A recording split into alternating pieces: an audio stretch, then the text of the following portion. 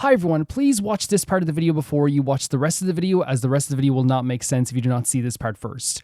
All my reactions are there, all the commentary is there, all the gameplay is there, there's no problem with that, but there is something that happened to this video, and it took me a while to get this video out to you guys, but I did get it out, and I'm very happy that I did get it out in the end, but you're going to probably laugh or maybe cry at all the stuff that I went through to get this video out.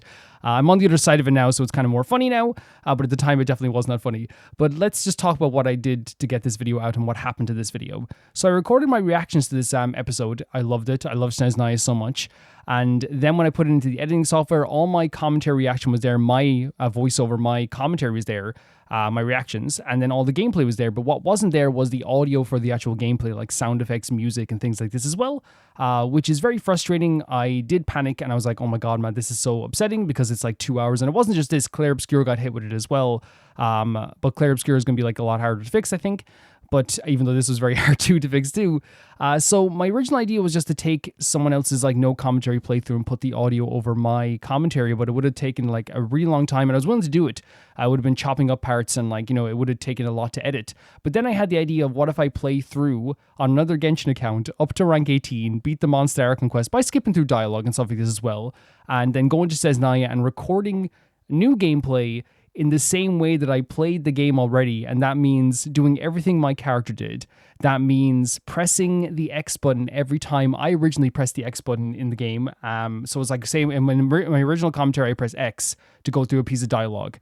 Then in the new video, I would like watch the video recording of my original recording and press X at the exact same time that I pressed X in the original one. And I did do this. I did all of that for this video. And it just took the full runtime of the video. I had to sit there and just press through X and then follow my character in many cases. Like say if the character was like running off in a certain direction, I followed them. That's for certain parts of the video, and actually like I sat there for like the whole video, but I'm saying certain parts of the video have like the new gameplay and some have like the original gameplay. Here's what happened though, and this is where you might start crying. I then put that video into my editing software, and then the audio was there, but it's crackling at times, it's stuttering at times. So I have this like, I'm replacing no audio with like imperfect audio. A lot of it's good. A lot of it is good, but then like a lot of it is still crackling. And then I once again was like, oh my god, that's so unlucky. So I kind of replaced some of the crackling audio, some of it. There's still some crackling audio there. In fact, there's quite a bit of it there, but it only happens for certain parts. I replaced it with a no commentary audio and like cut out parts there. My friend actually was very nice enough to like chop out a part for me that I haven't played, so I wouldn't be spoiled by it. And I'm very, very grateful for that too. And then at certain parts as well, where there's like heavy gameplay where I can't really like replay that part, like say like, some section where there's like combat or something like that as well. I put the theme of the actual area over it as well, because that's probably the best option I could do there. And I also want to thank a patron by the name of Plant for sending me that stuff as well. Very, very grateful for that as well, for sending me the themes directly as a link so I can download them as well. All my reactions are there, all the live reactions there. In fact, most of the audio there for the gameplay is there. For example, when you get the gun in this episode, my reaction is there and the audio for the gameplay is there, so it's all there. My reactions to the investigation at the start, my reactions to Snezhnaya, all of it is there. And even at the end, I have like another 20-minute part where you meet Snezhnaya, and that's all there. There's nothing wrong with that. There's no edited gameplay. That's just purely good. It's fine. But there will be certain parts, like for example, as I said, extended gameplay where like it will just be the music over it with no sound effects. There'll be certain parts where we're running through the snow and like I put like music over it because it's the best option I could do. Another thing happened towards the end of the video. My video then went out of like the video that was crackling went down to sync like towards the end of the video, and I had to like cut it, bring it back, and that was another thing that happened again. There was a lot of panic when it came to this video, but I hope that it turned out okay. As I said, all my reactions are there. If this video has like low watch time, people are like, maybe I'll wait for the next video, because again, this won't happen again. This never happened to me before, by the way, with audio not recording. Especially since there's always been levels there. I make like up to 10 videos sometimes a week, sometimes 8 videos a week. So like obviously like this rarely ever happens. But it did happen. It created a new paranoia for me for now I have to like, pinpoint and check if the audio for the gameplay is recording. Never had to do it before, and also back it up. That's what I'm gonna have to do as well. It was a very scary time. It took me a long time to get through this. I had to obviously, replay Mon by skipping through the dialogue. I had to edit everything in, chop up parts, and I think it actually turned out better than it ever could have. That's my view. But yeah, as I said, all my reactions are there. The part at the end with Snezhnaya is perfectly there. There's parts that will seem weird. There's parts that will go quiet. There's parts that will have crackling audio, and it's just the way things go. But next week won't be an issue. There'll be no problem next week, not one issue, and I guarantee you of that. But yeah, hope you guys enjoyed the video.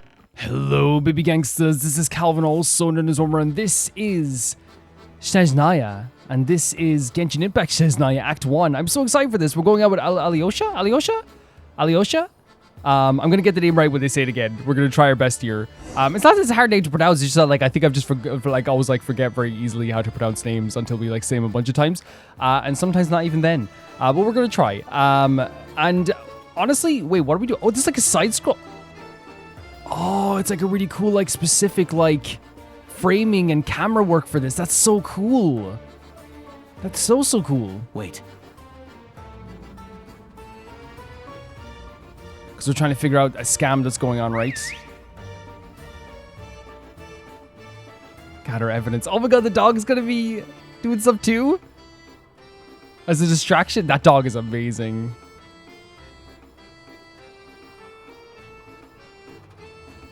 They just chased him out of there. Honestly, good work. Great work. Next to Garen. Come on. I love his voice so much because it genuinely does, like, it's like he's like the cutest, most adorable character I've ever seen in my life, but then he has like this deep voice, which again, like, is cool, like, you know, because sometimes that will happen a lot where, like, it's like you'll see someone who, like, does talk like this, but you're like, man, you're adorable. You're adorable. Oh, we can crouch, yeah. I'm so excited for this, man. I'm so excited. You might notice that we did fix the colors, and I will be talking about that in just a bit as well. It didn't take much to fix it.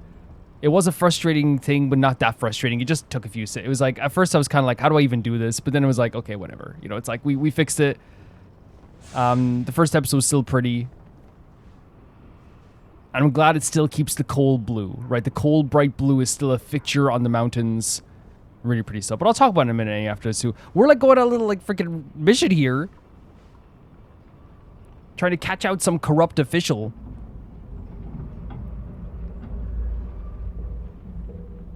The music is so beautiful.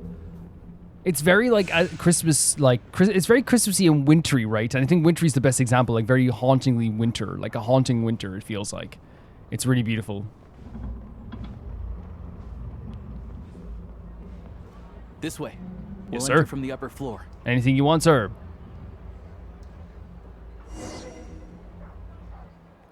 Man, the first mission is catch out a scammer, catch out a hoarder, catch out an official who's, like, lying. Heaven. Look at the framing, man. Again, cinematic framing. Genshin loves doing that a lot. Like, they've done it more and more ever, because there have been cinematic framing, like, since, like, a Mondstadt, but they've done it more and more since then. There we go. Straight from the Fatui. So Shishkin won't have had the chance to doctor the figures. Looks as new as the day it was printed. I guess no one bothers reading these unless they have ulterior motives. If they did, there'd be no loophole for them to exploit. Yeah, this is all we need. Come on, let's get out of here. Then go track down the crystal. How do we do that? Tugarin's a keen hunter, and catching rabbits is his specialty. Yeah, look, you see what I mean? Like, this deep voice, but it's like, you know, your cheeks will be squeezed. We will be pinching. It will be happening. Oh. Wait, what? No way. Wait, what? We're playing as Tugarin? Oh my god, come on. Wait, why are you not distracted by this? Do you have no heart? Are you not real people? Oh my god, we're literally playing as a dog, guys. Oh my god, I did not expect this at all. We're, like, searching for clues. Oh no, well, we didn't have to distract them. We had to disarm them. So, like, make them seem like we're just here being cute, right? That's really, really cool.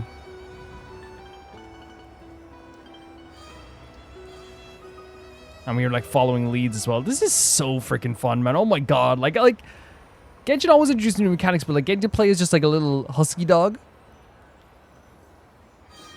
If it's not a husky dog, I'm sorry. I'm more of a cat person, but, like, I appreciate dogs, you know? I appreciate them. Is this dead end? But if he picks up the scent of Crystal somewhere and there's no stove around, that's how we know something's So we actually got it? So maybe we have to do all three. Oh, okay. Maybe not. We got it in one. The reason I went after the one that had no like people there This is must be the because rabbit's warren. Good job, I boy. feel like that's like probably the best bet, like to find it, because like, you know, they're not gonna they're maybe gonna hide it in like, you know, a space with no people in it. Sure enough, there's a tunnel. You stay here and keep watch. I'm gonna take a look inside. Lovely stuff. With the investigation complete, Yuna and Alosha secretly notified the Fatui and recover some of the missing crystal. Tellingly, the entrance to the tunnel is right at Shishkin's entrance. Now it's time to confront her. Oh my god, that was a quick confrontation. I thought this was maybe going to be the whole act. Thanks for looking out for us. Things are getting tougher by the day. I think everyone probably predicted that this guy was a bit of a sleazeball in a way.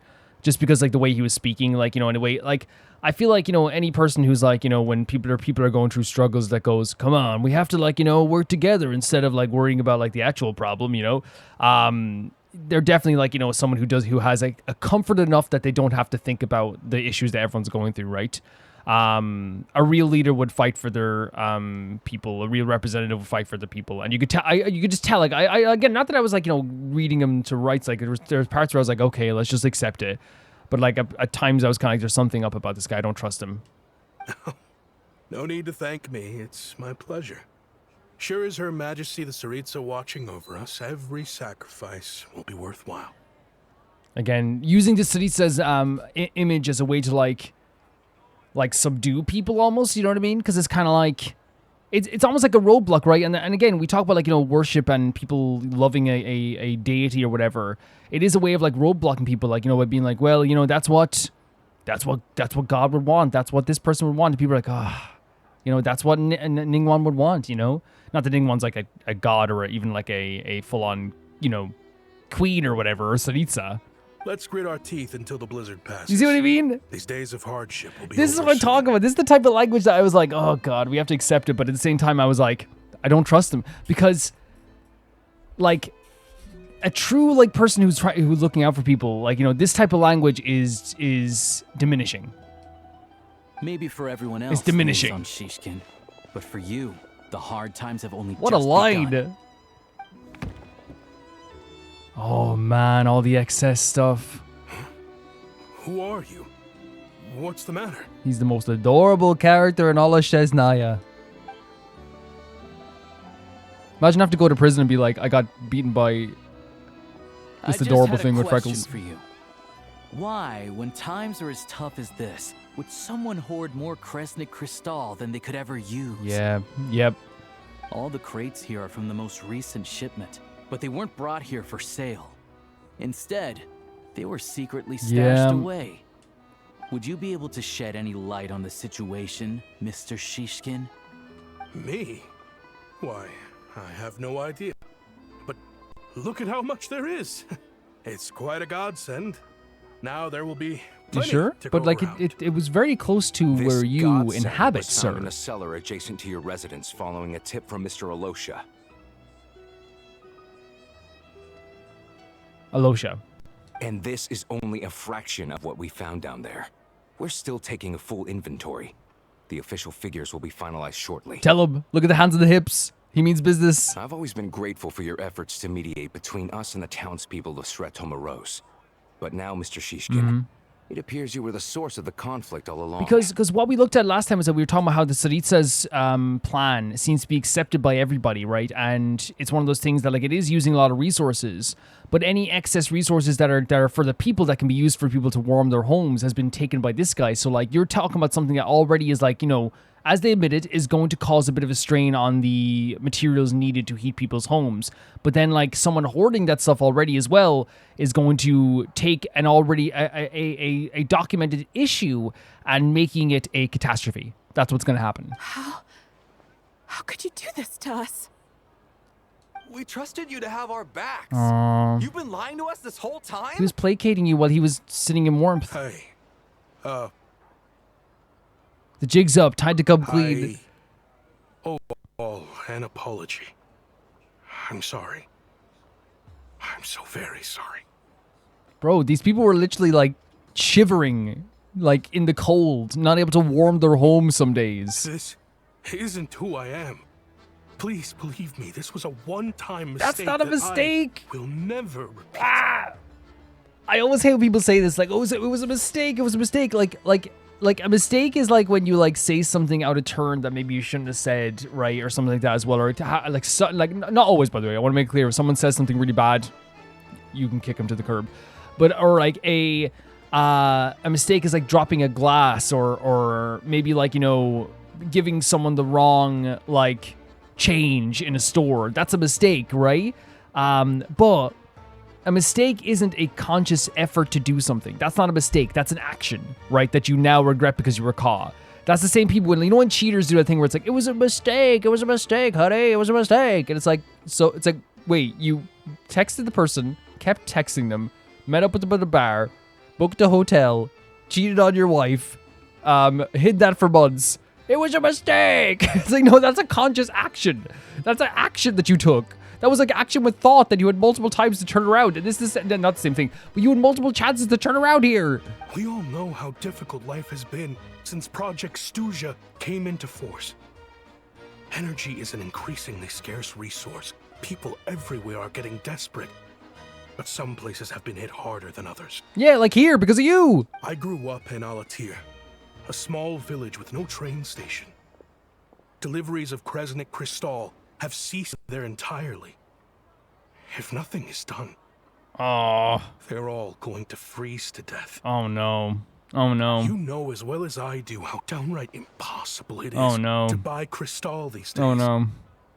The thought of my poor mother and father, with no one to help them.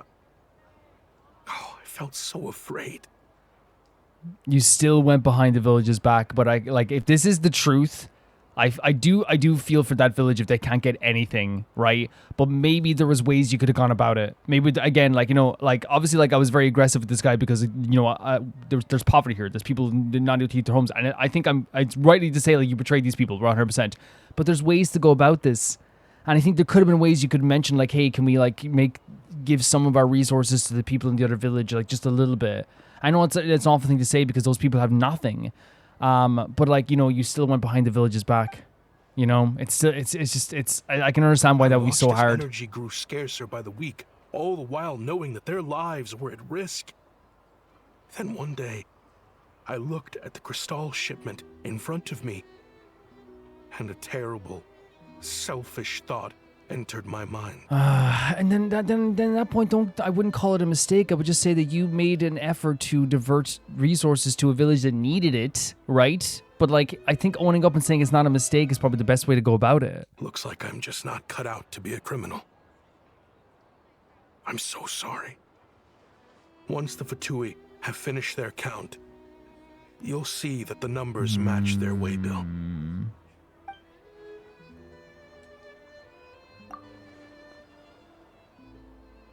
I have the official Snezhnaya crossed quotas arms here. Anyone who has already purchased energy, please make your way over here to correct your transactions. It's such a terrible thing that there's even like a village that wouldn't have resources. It's a terrible thing that, like, you know, resources are limited in the first place, right? Like, it's so tough on people. It's so tough. I'll make a batch purchase of Crystal worth 3 months' salary for you all to use free of charge. As for Alatir, I'll think of something else.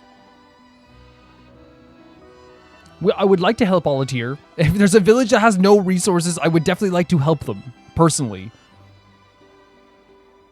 You don't have to go that far. Yeah, owning up to your mistake is enough for me. You've done plenty of good for the community in the past. I'm not looking for a handout.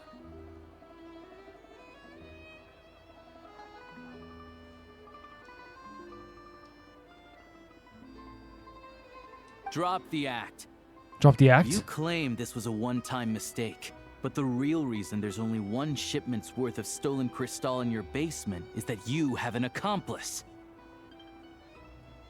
Reporting in, sir. We've conducted a full search of the mayor's house. As expected, we found many crates full of crystal, half of which were still in their original shipping containers. Did Sleazeball do something even sleazier now? So what they're saying here is that drop the act. You claim it's a one-time mistake, but the real reason the only one shipment of stolen crystal in your basement is that you have an accomplice. someone else is containing the other stuff as well. It's not just one shipment. He's done it many, many times, it seems, as well. This wasn't your first time at all. You've been dealing with the mayor of Stratomaros Oh for my a long god. time now. You made me feel bad for a village. Of course I felt bad for a village that had nothing. I was like, man, oh. The train station's currently out of service, but it does open for a short window every time there's an energy delivery. And every time a train pulls in, you're there on site to take inventory and oversee the workers unloading this is the such cargo. a horrible situation. The mayor handpicks said workers. Per his instructions, they transport the crystal by tunnel at night to the mayor's house, and he sells it out of town. But since he can't get the goods out of town by train, he had to arrange an alternative method of transportation. This meant slower sales, which gave me plenty of opportunity to catch him in the act. So this has been a constant thing. Wait, the mayor's involved in Oh, this too? man. Preposterous. What proof do you have of any of this? Basic math. I've spent a lot of time lately counting carriages as the snowstorm rages. So what's great about this too is having someone in Lotia here to kind of like, you know, put everything in check, because this happens a lot of times when people lie, right? If they think only one part of the lie has been caught out, they see it as a way to kind of like get out of that one lie, right?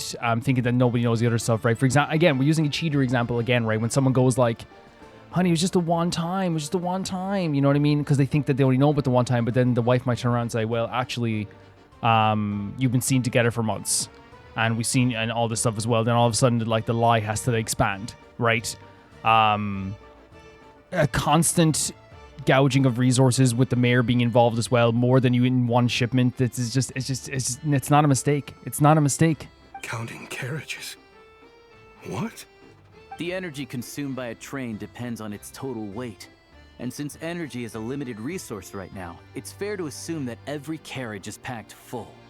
So, if we take the energy required for the Kresnik's torch, add the sales figures you provided, then compare that figure to the train's theoretical cargo capacity, guess what? The numbers never match. It's always off by 1 or 2 carriages worth. This time, you set a new record. 3 carriages. Jesus, 3 carriages? So, just to make sure we're getting all of this, right? Oh, we can't even look back because it's the first sentence. But yeah, okay, we can understand here, right? Like he is taking more than like is needed for, like, he's taking more than a 1 share. He's taking more than is like, you know, ever needed. You mean to tell me that you sat around outside counting carriages in this weather? This is all, they're actually doing a really good job with this, because again, when people who like lie like this are caught out, what's the next thing they do? Turn around the other person. Oh, you did this? That's so stupid. I'm a hunter.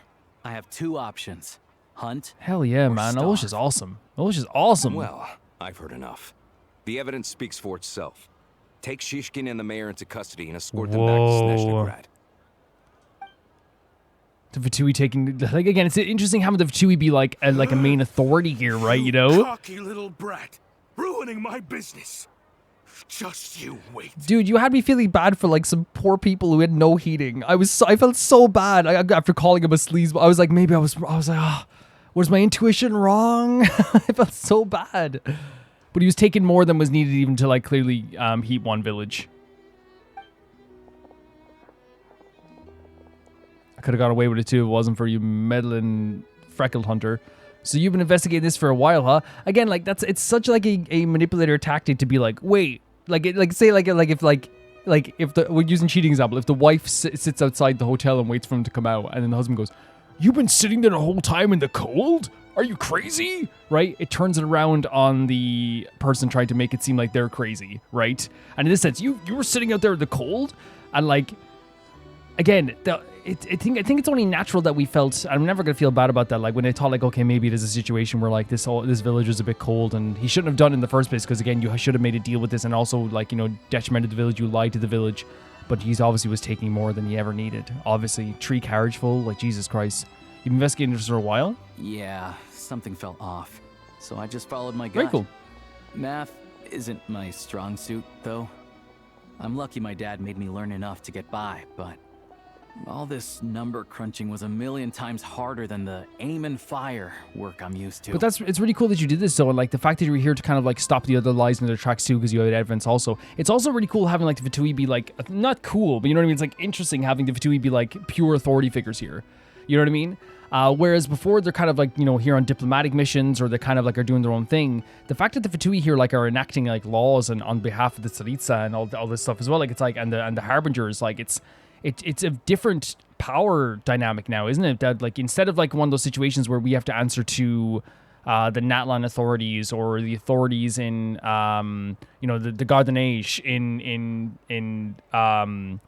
Fontaine, like it's showing us that the main kind of like enacting authority of laws here is Fatui. Like, and it's such a different dynamic. It's going to change a lot. Thank you for your assistance. You're a brave lad. He's awesome. Shishkin was quite the cunning criminal, as I'm sure you can tell.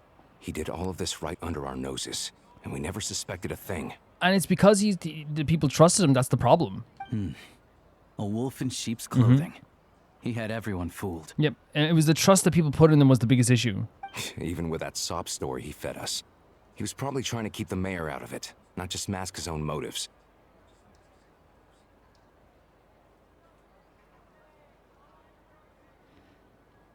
Probably taking the mayor out of it, not just mask his own motives. Yeah, the sub story that he fed to us was definitely trying to like get us off the scent, and like again, as this bullcrapper manipulator, he was trying to see like, oh, maybe this one lie will work and we'll cover up that one thing, not thinking we found the other things. He thought, again, it's usually people that think they are smarter than other people that usually end up like making fools of themselves. You know what I mean? Without the compelling case you put together, even I might have fallen for it. Oh no, same. Like I was like, oh, this is one of those stories in Genshin, because again, it's following Genshin logic too, where it's like the bad guy isn't always like the most bad guy. Sometimes it's very gray in areas. But I'm glad they just had like this thing where it's like they played on an expectation that would have like, because that's what you think Genshin would do, to be like, yeah, like this is an interesting kind of like dynamic which changes everything. But then Genshin was like, no, not this time. Not this time. Your intuition was correct. Alosha, was it? Tell me, are you really a hunter? We can go find some wild animals if you want. I'll fire off a couple of shots and you'll Such see a crazy whether I'm answer. the real Are you a deal. hunter? Let's go blow some animals. Let's go, buddy. I didn't mean to cast suspicion on your identity. It's just, well, I'm sure you've heard of the Rokot. The Rokot? Recently, they've been recruiting people with your kind of talent. They hide in plain sight under false identities, working against Project Stusha, sometimes directly opposing the Tsaritsa herself. They aren't a violent organization, and their goal is to improve the lives of the common folk. But still, as a member of the Fatui, I wouldn't be doing my job if I didn't keep tabs on them. So we have a group called the Rotok. They work under false identities. They're working against Project Suzu. It means there's people who are against Project Suzu, which again, this is what we wanted to see. Not because I was like, yeah, we need some people to fight against it, but because it's really interesting to see like, you know, an opposing view. And they are recruiting people, and it seems like they're also like want to like help common people, which again, if they're against Project Suza, it would make sense because there's a lot of resources being used for that. You would expect people to be against it in some ways, for sure. First I've heard of this. I don't really keep up with what goes on in the city. Oh yeah? All I know is people who don't mind their own business in the city end up paranoid about everything. Interesting expression. As for me, I just couldn't stand Shishkin. I'm from Alatir myself, and I can tell you, nobody's lived there in years. Why would an abandoned village need Crystal? I'm glad he was here because again, like we would have no choice but to like think, okay, it's true for the moment. I know like some people might be like, well, I didn't fall for it, but like again, like I just went on the basis, so I'm never gonna feel bad for it being like, oh, this poor village. But I'm glad we had him here for sure to have this knowledge. Of course, no one really cares about the fate of that place. I'm guessing today is the first you've heard of it. I see. It does sound quite tragic. Really. Well, thanks again for your assistance, and your friend here too. I will report this incident to Snezhnaya. The Fatui will take over energy distribution until new officials are appointed. We'll also ensure that the train station resumes normal service as soon as possible.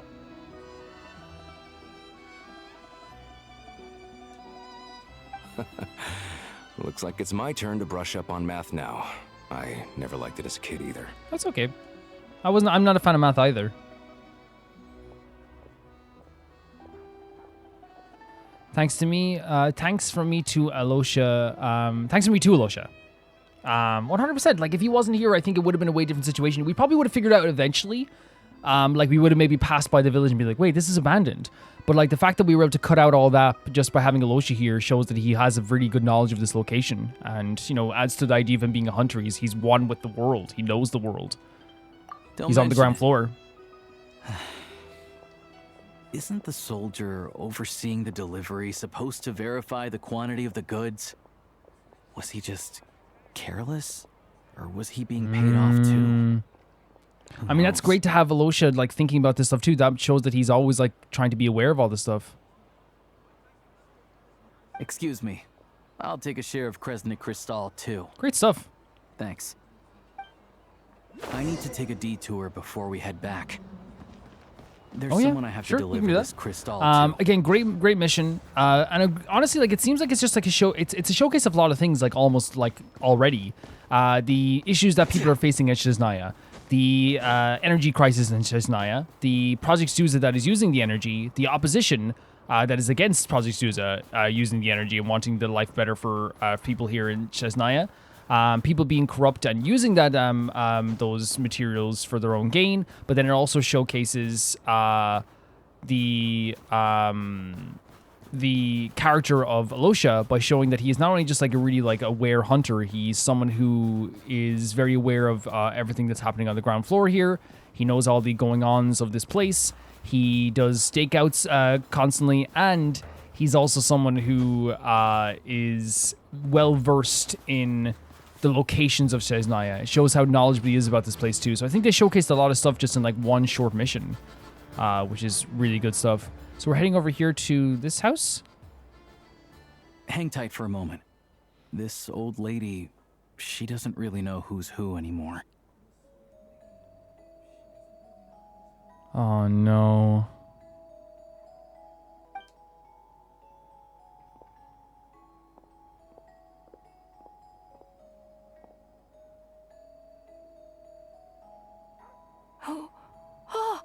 Grandson, it's so cold today. You Grandson? must be freezing. Ma'am, it's me, Alosha. Oh, maybe she thinks it's her grandson. Alosha? Alosha who? You know me. I came by earlier today.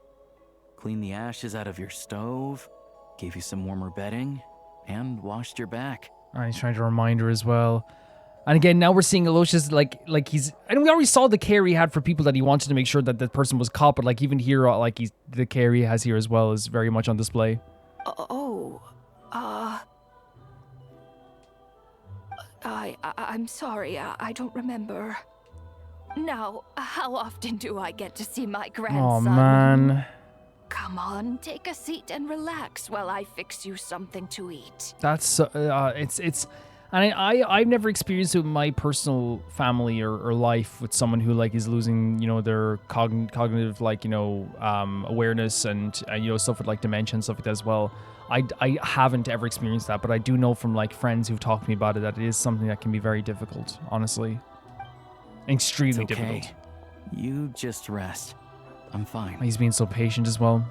Oh, you. It's nice to come and visit your old granny once in a while, isn't it? Sretomaros's a good town. All sorts of things to do and people to meet. And the local officials are good to us. Sit down. Come on, take a seat. I still have some fruit left. Let me get it. Oh my god, man, I'm gonna start crying, dude. Please, don't get up on my account. You need to rest. Where's the fruit? Dude, he's such a sweetheart. I'm gonna die. Right under the basket by the door. What? Or maybe it was on the bedside Oh cabinet. man, I'm gonna die. Eyes filling up with tears.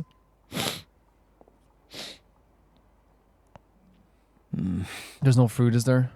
Well, grandson dear, do you like it?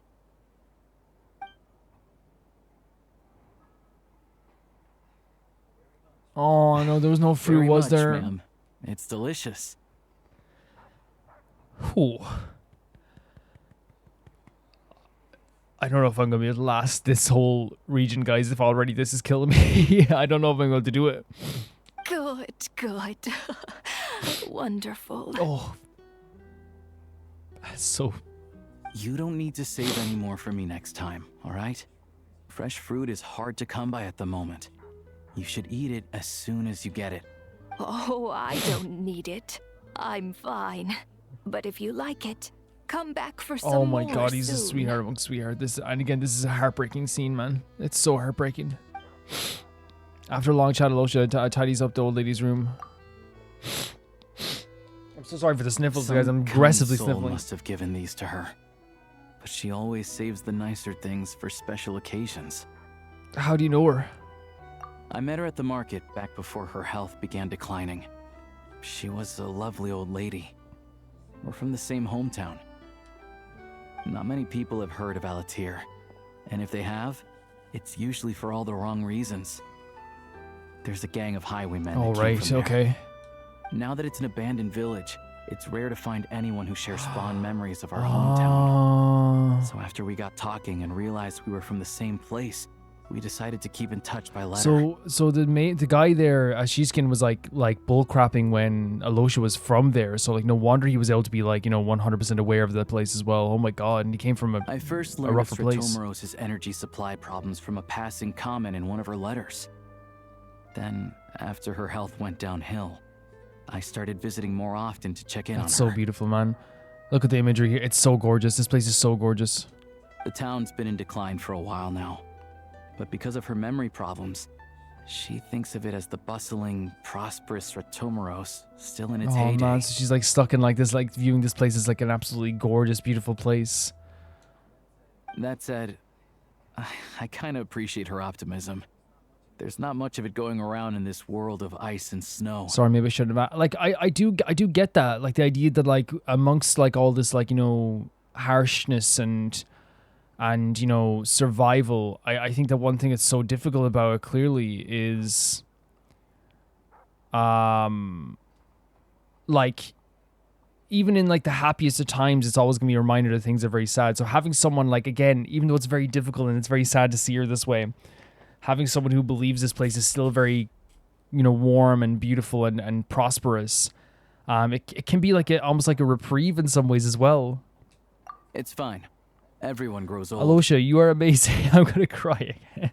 Like, Jesus, dude, what a way to sell a character. If anyone said, like, Alosha could literally kill 10 people later, I'm gonna defend him, guys. I'm sorry. It's over. It's over. In Snezhnaya, some people believe that in your final moments, you'll sense a familiar presence by your side. You turn to look at them, but their face is blurry. So you focus hard, trying to make out who it is.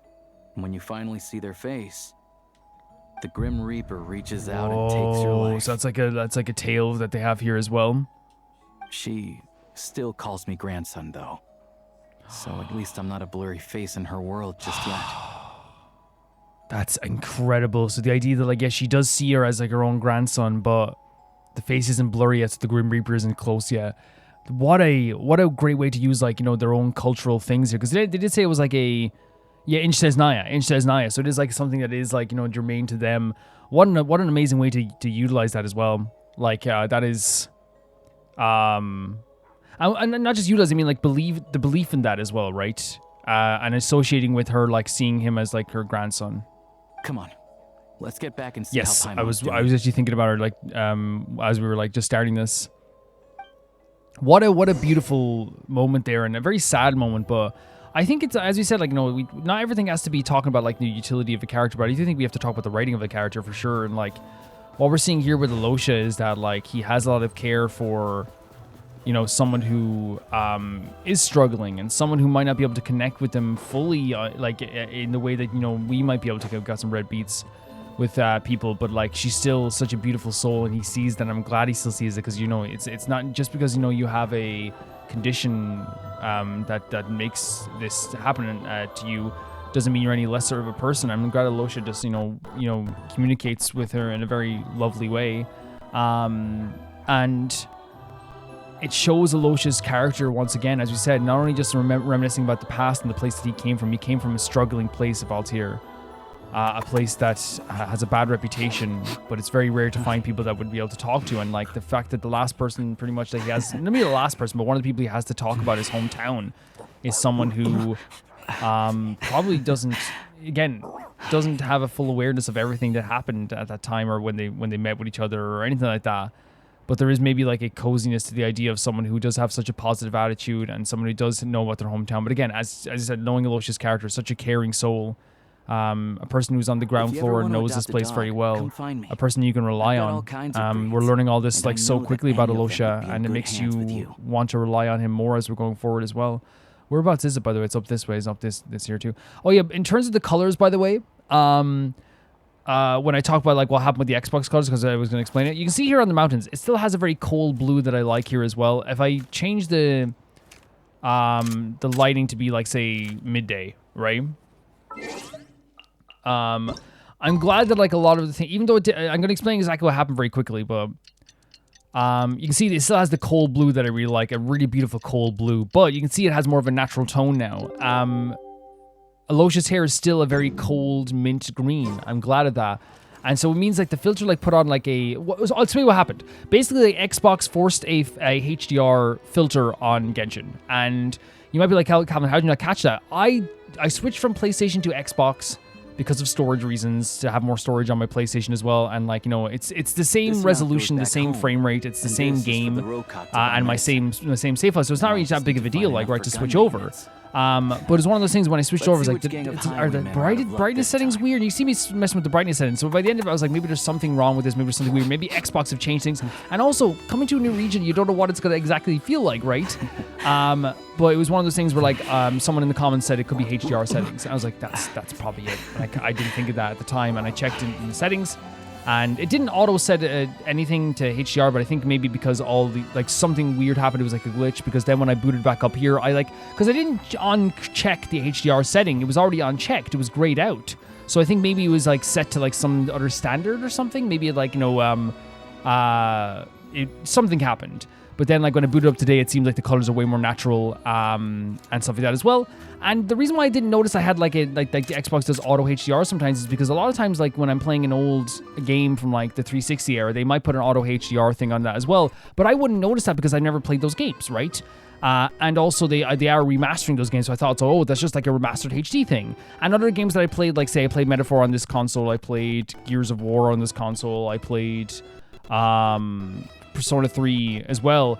Like, I don't think they put a HDR filter on Persona 3 because I definitely would have noticed, like, if there was, you know, because it's, you know, I know what Alice's kind of color coding is. So, but I think that, like, a lot of those games do have HDR on them already, so, like, they didn't have to auto HDR on them. I think Genshin uses more of a standard color coding, but not in a bad way. It's beautiful. Like, again, it's more natural. It's very, very gorgeous here as well. HDR can be beautiful, but here, like, it's still very natural. I'm glad that it still has what I said, the blue color tone. It wasn't like a thing that like betrayed my senses completely. But yeah, just to let you guys know exactly what happened if you're wondering what happened at the time too. But I unchecked those settings as well. I don't know why they thought an auto HDR setting would be good for a game that doesn't use that in a modern day. That to me is counterintuitive. It doesn't work. It just means that the artistic intent is kind of not there. But yeah, it still looked amazing, and it still we got a feel for the world as well. But it's just like it was slightly more weirdly vibrant instead of natural. Let's head back out to Paimon. Yeah, great opening mission, great way to show off Alosha, like, masterful way of showing off a new character and having us fall in love with him so quickly, right? Masterful. Paimon, are you okay? Paimon, we're back. Look at her, she's on the bed. Are you feeling any better? She's sitting on the bed. She can float, but she's sitting on the bed. But she's still a little dizzy. Flying probably isn't a good idea right now. Paimon might lose her balance. That's okay. Oh, that makes sense why you're not flying. She said, Calvin, shut up. You know, I wasn't making fun of her, though. You know what I mean? I just thought it was cute. Paimon's sure she'll be fine. It's probably just from getting hit on the head by that pile of snow when we first arrived in Snezhnaya. I always hate hearing Paimon upset or like, because you know, Paimon's like our little rambunctious like fighter. She really is. As I said, like if a broomstick fell in the nighttime, she would hate all broomsticks in the world forever. You know, that's Paimon. So like I don't know, like man, I always hate seeing her like so upset because like I want her to be like, you know, aggressive and angry and funny and cute and sometimes loving, you know? Her complexion's looking much better. Yeah. Let's keep an eye on her. I think we should see a doctor when we get the chance. Sure. But enough about that. How did everything go on your end? Are you all set? Did you have any trouble? She breaks my heart. She breaks my heart. I'll explain. It's a bit of a long story.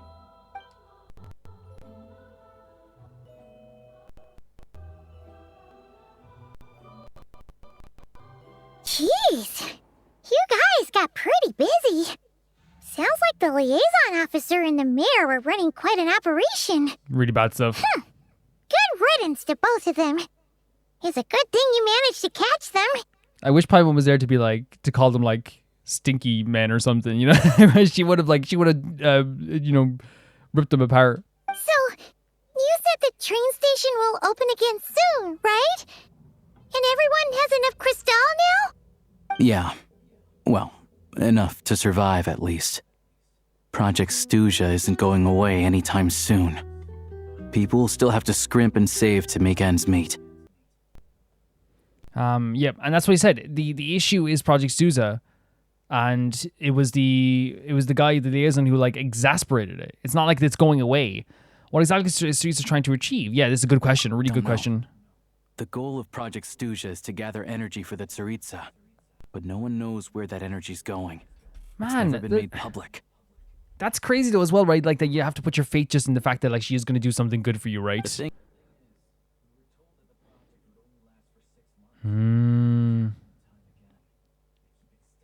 Especially since it must be years now at this stage, right? Extending it? Does that mean the Tsaritsa's plan isn't going very smoothly? We heard about Project Snezhnaya for the first time during Fontaine, right? With Linny during Arlecchino's quest. So that's a long time ago, technically, in the grand scheme of things. That's what everyone suspects.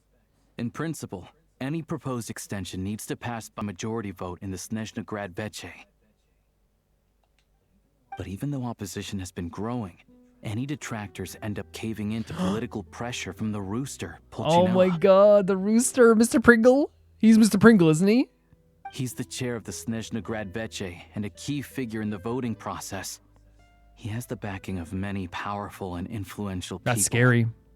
Sounds like par for the course for the two. And that's the thing, we always have to, I love that they're bringing this up. I love it. I love that they're bringing up the idea. Because again, I think a lot of times when it comes to Fatui, I'm not saying like you guys, but I think that like sometimes I will get like, you know, comments of people being like, well, the Fatui are actually like,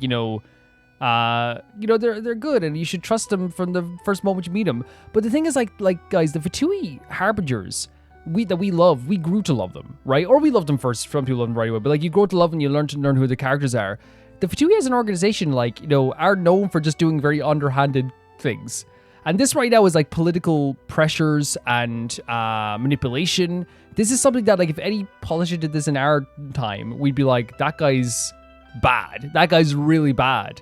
But I do like that they're trying to like, you know, maybe bring it back in a bit where it's like, yes, and not that they didn't before. And I want to make that clear because I think that like, you know, sometimes people forget that like the Fatui is also shown as like, you know, and again, not you guys, I'm saying like passerby. Sometimes the Fatui is shown as like, torturous. They try to torture Jet. They'll do this really horrible stuff. I mean, look at Dottori and Pantalone doing bad stuff as well, right? They show that. They do show that. But it's always like a good reminder to show that, like, yeah, they are like doing some really underhanded stuff at times, you know? How come the Fatui are picking on ordinary people, even here in Snezhnaya? I think they strike a good balance. I think they strike a good balance by having us having like Fatui members act on their own and us growing to love them, but also reminding us at times, hey, like they also are doing some really bad stuff. I don't see it like that. Fundamentally, the Fatui will always think and act in the Tsaritsa's interests. Right, but again, if you're like, I'm just doing what the Tsaritsa's told, but you're still doing an action, right? That's the thing. You were still doing an action. But that doesn't mean they don't care about the plight of the common folk. The only reason Stratomiro still receives crystal shipments is because of a relief proposal put forward by the Rooster himself. Yes, okay, yeah. And I want to say this too is like, right, yes, that is a relief, right? But it still is a project that has gone on for so long that is still causing issues for the people of Snezhnaya. This is a factual thing, right? And I totally get the idea of like, you know, well, they're just doing it for the Tsaritsa, right? But you're still doing an action, right? We have to acknowledge it. We can't just like, you know, brush under the rug. Oh, but at least they're giving like a little bit of benefits here. You know, it's like, they're causing the issues, and then they're trying to give relief for their own problem. It's kind of like, someone stealing your stuff and then being like, yeah, but I can give you like a quarter of it back. It's like, my stuff though. Like I know like technically this isn't their stuff, it's a resource, but still, you know what I mean? It's like, I don't see this as just like a friendly, hey, here's a hand, here's a high five, and here's a gentle touch in the back. I see it as something that they should do at the baseline. I see it as like this is the bare minimum. Then there's the Fatui soldiers providing support in every corner of the nation. Even the Northland Bank provided some mora for disaster relief, and they're as conservative and indifferent as they come. Maybe it's like a social thought thing, and like maybe like it's my own viewpoints, my own personal viewpoint of the world as well. Like for me, like I feel like this is just all like stuff they should do. I know like people say, well, the Northern Bank like doesn't have to do this because it's maybe like a private thing, and I totally get that as well, 100%. But I think I'm just like, man, like this is, the problem is being caused by the Fatui, so them giving support out is like, I think it's a bare minimum from my view. It's just that the rich and powerful in fancy palaces live in a completely different world from us. There's always going to be some conflict when those worlds collide. 110%. And we said the last time as well. It's like the people who are like a comfort and in their cozy bed are then sending out relief funds with being like, we'll give you a little bit, you know what I mean? And we'll help you with like some support and disaster reports and all, support and all this stuff as well.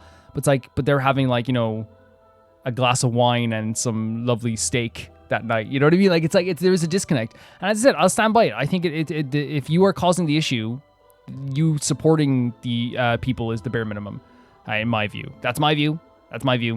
I know people say, well, it's the Sarisa, not the Rooster, but again, you are following that as well. So I think helping out is like a bare minimum. That's my view. Yeah. Well, even though we all believe in Her Majesty the Tsaritsa, there are still many differences of opinion on how best to tackle the big issues of the day. I'm glad we know this as well. I kind of got the energy that people didn't have a belief in her. Regular folk don't have an easy way of getting their voices heard in Snezhnaya, while the rich and powerful are either unwilling or afraid to speak out for all sorts of complicated reasons. Sounds really, really bad. The Rokad provides the disaffected with false identities and an outlet to vent their frustrations. Of course, an organization like that exists in a gray area. The moment the Veche think they've crossed a line, there's sure to be a crackdown.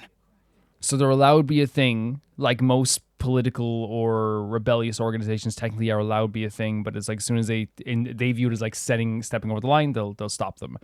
I do think it's a good thing. I think it's a good thing that people are allowed to like, have their own voices and support through this as well, because it shouldn't just be the Veche that's deciding everything. It shouldn't be. But so far, they've been doing their best to help the common It sounded a lot folk. like you, and maybe that's why the guy was trying to see if he was recruited. Like us, don't you mean? You didn't hesitate to join in. You're not new to this. I can tell. It's very sweet as well. Isn't that really interesting that Fatui person like saw this guy helping people like really a lot, and he said, are you part of that rebel group that helps people? You know what I mean? That shows that they like even the Fatui know that these and they do. He said the Fatui know this organization helps people as well. That's why they exist in the gray area of not being able to stop them. Because we're adventurers. It's our job to help people out with commissions and get to the bottom of things. It's less about the money and more about the adventure itself. 110%. That's a great way to put it, actually. Yeah, we enjoy helping people in this game. Sounds like we're going to get along. So, what's your business in Snezhnaya? Aside from taking your friend to see a doctor, of course. We are going to find the end of our journey, and we're going to talk to Tsaritsa. I want to meet the Tsaritsa. It's complicated. I've had run-ins with many of the Harbingers along the way, and I really need to know what the Tsaritsa is up fair. to. So fair. Her ultimate goal, what the no-sees mean in all of this. Hell yeah. Since I've made it this far in my journey. Oh my god. Paimon looking at him like that's our guy, right? But it's true though. Like again, it's been such a big mystery at this point that like it's gotten to a boiling point. We have to know what's happening. Wait, so no way. Wait, Are you who I think you are? wait, you know us? Sounds like you've heard of us then. Oh my god. We're getting more famous by the day. So the fact that we met the one to meet with the streets and we talked about the no-sees and all this stuff, so this line was what gave away who we were. The fact that we're heading after this. Oh, and the fact we've had somebody running with Harbingers, that's probably a big thing too. I I know it won't be easy. I didn't realize I was in the company of giants. Giants, wow. Honestly, we're all as curious as you are about what the Tsaritsa's planning, and why it has to involve us freezing to death in the snow. But getting in the same room as her won't be easy. The common folk aren't permitted to meet her at the best of times, and right now, she's probably not even in Snezhnaya. Word is, she's heading east on a campaign to slay a monster. Also, we might not meet her this act then. This one's been summoning the one that's been summoning the blizzards? Yeah. So you've heard of it. A wild, unpredictable monster with the power to summon snowstorms. Crazy power. It also absorbs everything around it into its body, so it's growing constantly. Now, it's so big that the Tsaritsa has deemed it the #1 threat. Yeah, the fact that she's going after this hard. Luckily, as it grew, it became increasingly less mobile, so it doesn't pose an immediate threat to this town or to Snezhnaya. I'm sure that Tsaritsa and her personal guard, the Druzhna, won't have any trouble defeating the creature between them. It's just a question of how long it'll take. Yeah, as we said, this... Suffice to say, you won't be seeing her anytime soon. You'll have to wait until she gets back. What Traveler's saying here is so true. That's fine. Getting Paimon treated more urgent right now as well. But I love the goal is just like, hey, let's check out what the Tsaritsa's doing. Well, the Fatui will be taking over management of the train station for the time being. Things should be up and running by tomorrow. So we can go to the big city? Once it's open, we can see about getting your train towed to the station. Oh my god. Whoa! That's gotta take a lot of manpower. Are you sure we can talk them into it?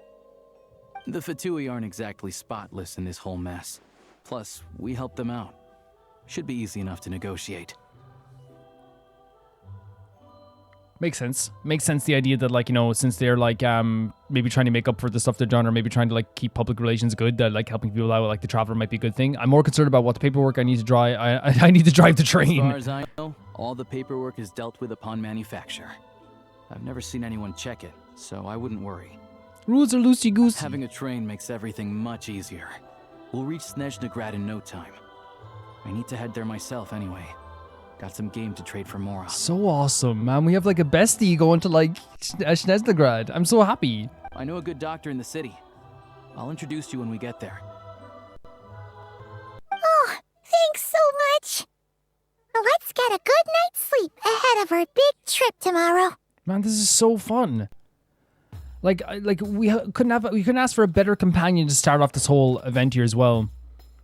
But yeah, like we've talked about it already. Oh, we're going to the station right now, like but like that is like legitimately my feelings on every single thing about this. Not every single thing, but like again, I acknowledge that it's like whatever the Tsaritsa is doing, you know, and people have faith in her, and that's an important thing to note. People have faith in what she's doing, but it's gone on for so long at this stage. People are suffering, and even like, you know, it was mentioned there by Elosha that people are suffering. People are in a terrible situation. So to me, I stand by saying that, like, it's like the Fatui are helping out, and they're giving relief funds, they're giving some of the resources to us, and just even allocating stuff to us. But like, we have to also note that like the resources are being sold to people, right? If I'm not mistaken, they're being sold to people. And even if they weren't being sold to people, like the to me the bare minimum is like, hey, we're using all the resources up, so everywhere is very cold, and you have to survive in bitter climates. Here's a bit of resources back. That's the bare minimum to me. And the whole thing of like, what the Fatui are also like helping with like disaster stuff, that is also the bare minimum to me as well. I'm sorry, that's just my view, and I think you guys would agree. I don't even think I need to like convince you guys. I think you guys would be like, yeah, that makes perfect sense. Like if you cause an issue for your people, trying to relieve that issue is the bare minimum. It is, for sure. And it's also one of those things where they also mentioned like with the Rooster, that he's also has a little bit of like a political shadiness going on here as well, where people can't get their own voices in. I love the idea of like kind of a rebel group that is like on that is kind of operating under legal terms, that are giving people who don't have a voice. That's always a good thing to me. As you guys know, I come from Ireland, so like the idea of like, you know, supporting rebels is a almost like it happens at birth. You know, we were born and we like say the name of a rebel who fought in the 1916 Rising. We're born and we just go, Pirate Pierce. Oh, his first words. It's a boy. But like, yeah, it's one of those things where, like, I'll always support like a bit of a rebel cause, as you guys know. While also looking at everything with nuance as much as possible, as you guys know too. Oh my god, look at this place. Is this the inn? What is no? Sorry, it's a train station. That's so cool. That's such a cool place. Who left their food here, man? Like, we literally are in a limited resources situation, and people are leaving a bunch of bread on the table. Come on. So cool. Oh, you can pass through the actual train door. But yeah, that's my feelings on that. But I also love as well that, like, Alosha figured out who we were when we said, like, hey, we had run-ins with the Harbingers. And it's like, who could have run with the Harbingers and survive? Oh, that's awesome.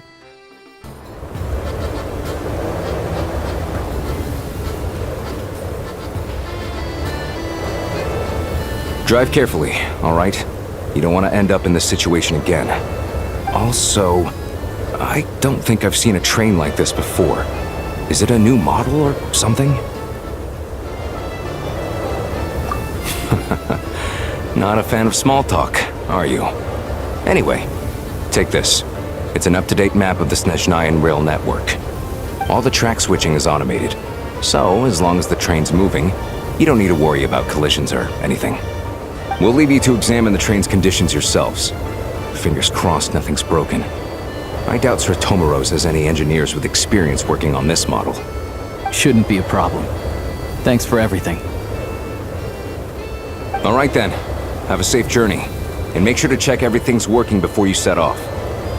Thank you very much for helping. Your train? So we just have a train. Are we actually gonna get to, like, travel from place to place, like, in the train, or is it gonna be like, well, no, because, like, it was a cutscene kind of before, but I wonder. Like, are we going to travel real places in the train? Yeah, great. Again, we talk about the cultural differences. The fact that, like, we're getting to ride in the train at all is so freaking fun as well. Really, really fun stuff. I'm excited. I'm super excited. It's kind of cozy, right? We could live here. Alosha, set up the tables. Get a few beds in here. We could live here. Journey's over. There's a weird coziness to the cold metal. I don't know why. Spear tracks. Oh my god.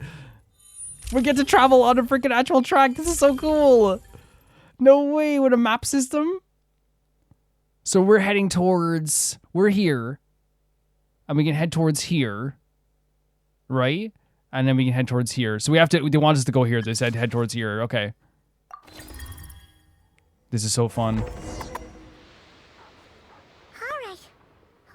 Our destination settings have been applied. Let's give this thing a final once-over and then head out. Oh, Goggles. That's a great nickname. Over to you. Affirmative. Running vehicle diagnostics. What's this? Is Goggles. They think of a kind of autopilot system. Engine, green. Wheels, green. Frame, minor damage. It looks kind of sick, doesn't it? No impact on function. Diagnostics complete. All systems great stuff. nominal. Neat! Huh. Paimon still can't get over the fact that you just found this tech lying around in a random We definitely cave. looked out there for sure.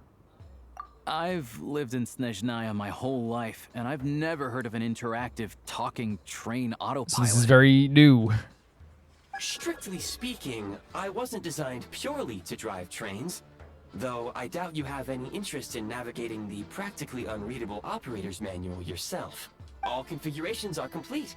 Should you require any further assistance, please call for the Eye of Grey. Oh my god, I probably went to the roly-poly to go. Nope. Paimon's gonna find a warmer Oh, seat. she's still feeling a bit sick. Oh, Paimon.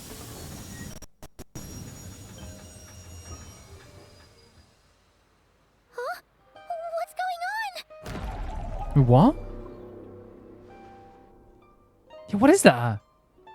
Oh no.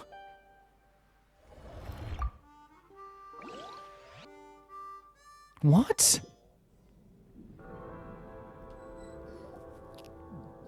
What are we doing? Unequipped. What is this place? Traveler, are you okay? What the hell just happened? I'm alright. You okay, Paimon?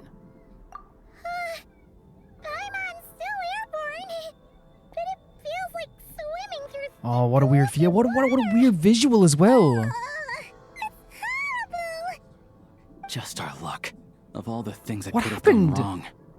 Halosha, you're Snezhnayan, right? Any idea what the heck this That's what it, place yeah, is? because it seems like he definitely knows. It's called the Shadow What? Realm. What? It's where no wind blows, no light shines, and no elemental energy flows. Even time itself doesn't exist here. It's a world where everything seems to come to The a freaking standstill. Shadow Realm? Again, as a Yu-Gi-Oh fan, there's like perks on my ears, but like, no light shines, no elemental energy. I've only seen it a few times before, and this is my first time inside. It's a dangerous place. Most people who get sucked into the Shadow Oh, Realm that's are great. never seen That's again. fantastic. That's lovely. What a great time we're about to experience. And the few who do make it back, What? they're never quite There's the a freaking same. Shadow Realm in Genshin. There's a Shadow Realm in Genshin. Huh? Then Yeah, like, would you just die? We give up? oh, maybe Oh, yes, Goggles knows something. Oh no, we don't even have goggles. I don't see it anywhere. But this is kind of like, I didn't expect a Shadow Realm of again. I know like I'm coming from the Yu-Gi-Oh perspective of like Shadow Realm, right? Where like it's almost like, you know, your soul is like trapped there forever, right? But obviously this is a different type of Shadow Realm. But I think it's just because I'm a Yu-Gi-Oh fan. This is like kind of like a mixture of fear and hype. Great. Now we're done. And so we can do this. We'll get through it. Hold it together. Let's not get ahead of ourselves. I heard a story once about the world of shadows. If it's true, there's a way to escape. We just need Sure. to find the exit. Come on, let's explore. Man, the fact that like we just got pulled into a Shadow Realm is such an interesting idea. It's such an interesting idea. And again, we're playing as the Traveler once again, which again, like they do this a lot in the Archon Quest for sure. Look at that. Yeah, everything's like gooped up together. The whole goop description was pretty perfect from Paimon as well. Look at these Fatui. Oh no. It's like they've lost their minds. With this music as well? Their shadows have been devoured. They're no longer amongst the living. It's like a hum of the instrument, right? It's almost like it has a pulse, but it feels lifeless at the same time too. The music has like it has like a life to it, but at the same time too, it feels almost like dead compared to every other song we played. Like you can hear it, but it feels dead compared to every other song we've heard. Do you hear this? Occasional like jazzy strums as well. It feels otherworldly. This music feels so in contrast to everything we've heard so far in Snezhnaya. Holy hell. Do I have to beat this guy? He has a red... I'll take point. I can't channel elemental energy here. I have a few gadgets that Oh, still work. He has moves that don't use like elemental energy. That's pretty cool. Yeah, what a... Oh my god. Look at out there as well. A purgatory. I didn't expect this at all. The visuals are sick though. Like, look at that. Look at the scale. Look at this. To show us just how much crap we're in right now. What's that blue thing? Is that Goggles? It is Goggles. Guess we'd better find a way over. Goggles could probably help or maybe give us information on what's happening. Man, we're getting to go on top of these trades as well. Like, this is... Oh, look, cool jump from Malosha. They've done a good job of making this place feel so, like... I don't know, like... Not purgatory-like would be the word you could use to describe, like, the trade's floating as well. But, like, it is, like... dimensional. It is... so abstract and... like... I don't know, it feels... It just makes you feel uneasy. It makes you feel... And it should, right? It's like a freaking Shadow Realm. Go now! Advance! This is the last one. What do we do next? Play it by ear.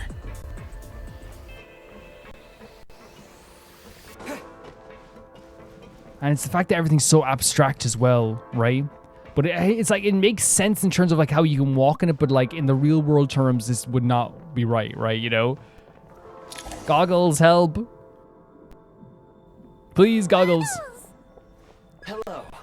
I am glad to see the three of you safe and sound. Thank you, Goggles. Get us out of here. For now, at least. But things aren't looking too good. Correct. We are now inside what is known as the Shadow Realm. The darkest space in the shell. In the shell? Where even the Most High is loath to cast its gaze. The shell? Time and space hold no meaning here. It intersects with the world of the Light Realm only rarely. Like an air bubble that rises to the water's surface. Interesting. Okay, so it has like a connection to elemental energy like on occasion?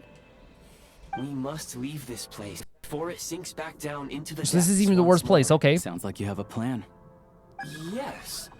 In fact, the very purpose of my creation was likely to...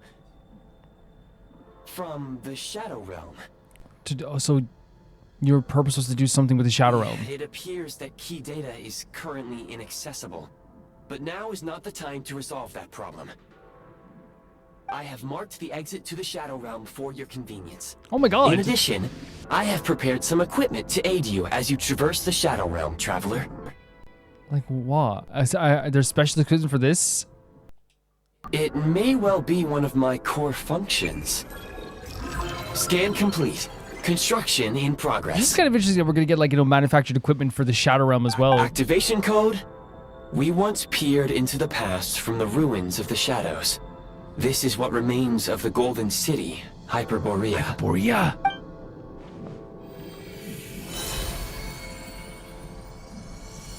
So if we're actually creating something for this Shadow Realm, one of that means we're going to be in the Shadow Realm more times than one as well. He's so cute.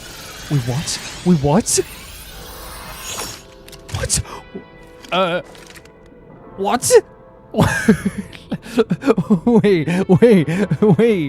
Wait.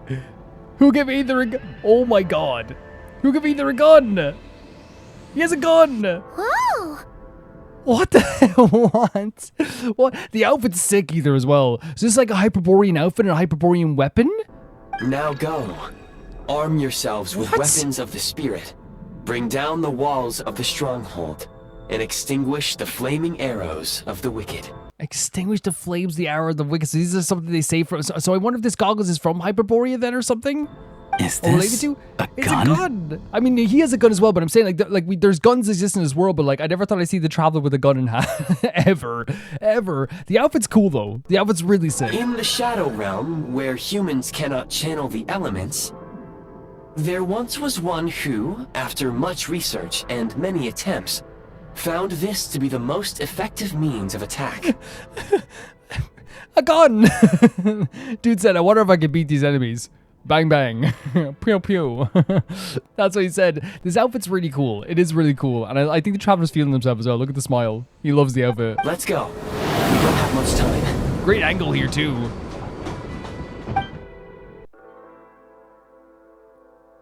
What are you talking about? What are you talking? No. What are you talking? What's this button? Wait. We have like look, there's like a gun here as well. Switch to... There's no way. Guys, there's no way. It's an FPS? No way. It says cover. Can we... I'm sorry, guys. What?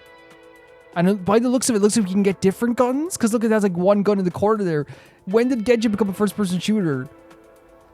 Oh my god. Why? What? Again, here's the thing. I want to make this clear. This is so like abstract and crazy to me. It feels not real. It feels like I'm going to wake up now in a second. I'm not opposed to it. Break up that gameplay with something different. Why not? You know? But still, crazy stuff. Crazy idea.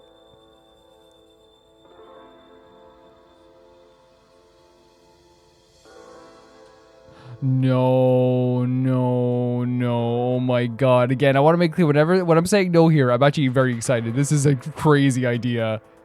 Is that an explodable barrel? This is a crazy... the last thing I would have expected. This is the type of thing that, like, because usually, like, whenever a special program happens, I go into the Patreon chats and I make a joke, like, oh my, because I don't watch them. I always usually go, oh, they announced Billy Bobby, or, oh my god, they announced the new hair mechanic. Slide? Stop. Press. Stop. That's so cool. What's this?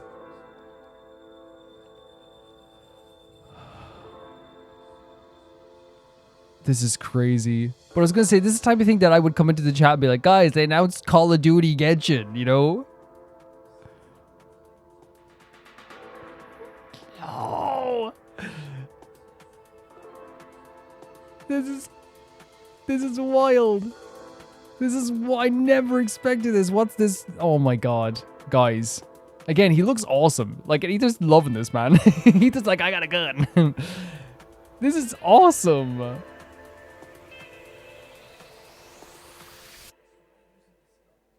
There's a scope?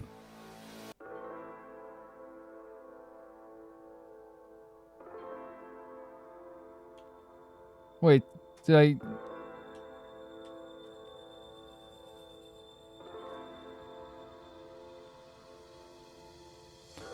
Oh, because they thought I was just using this. Okay. And there's hell. Oh my god, it's a full-on freaking first-person shooter now. No way!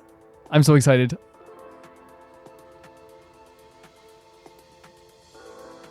This is incredible. Did you guys know about this?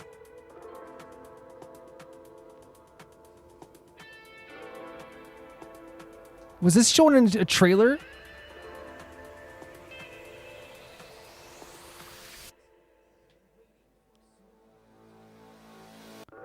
Guys, how did people react to this, man? This is, again, it's incredible. Normal attacks charge the firearm with a special energy known as Frigid Glory. Once sufficient energy has been stored, press the simulated elemental skill button to switch to breakthrough mode. In breakthrough mode, firearm consumes Frigid Glory to launch high powerful ray. Okay, so we have to do elemental skill button. Okay. Hello, everyone.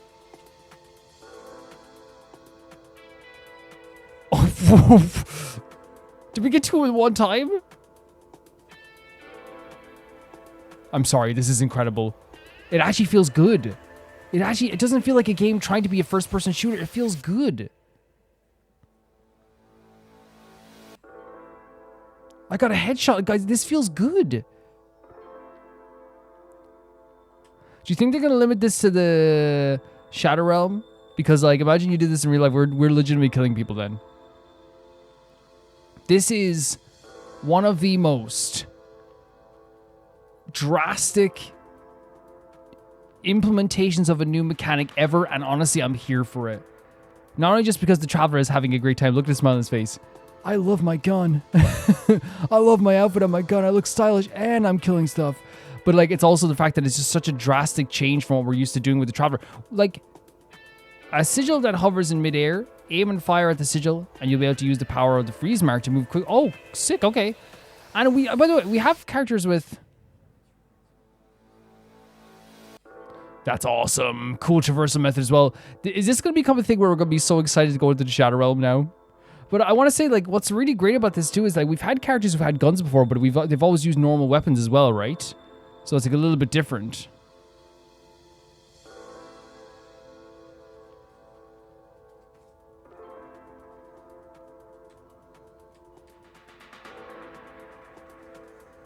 Got him. Get up there now. Got him.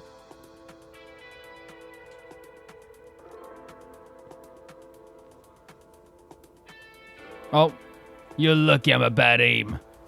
You're lucky.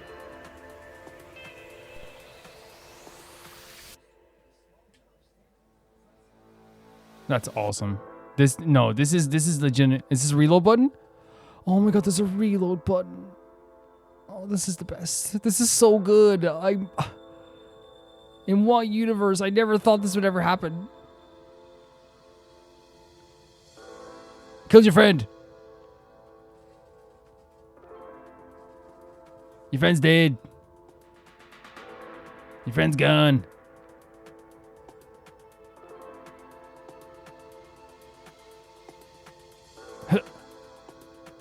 Quickly. Let's get to the tree line. This is wild. He looks so cute though.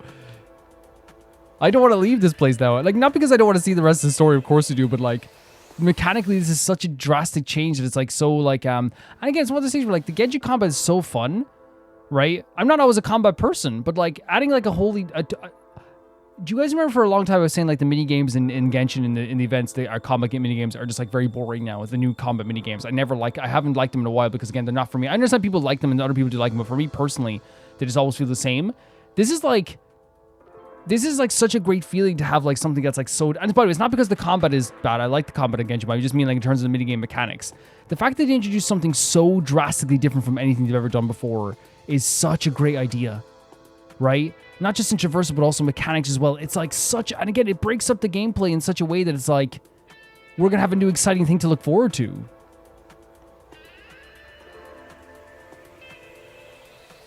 You know what I mean? And it's one of those things where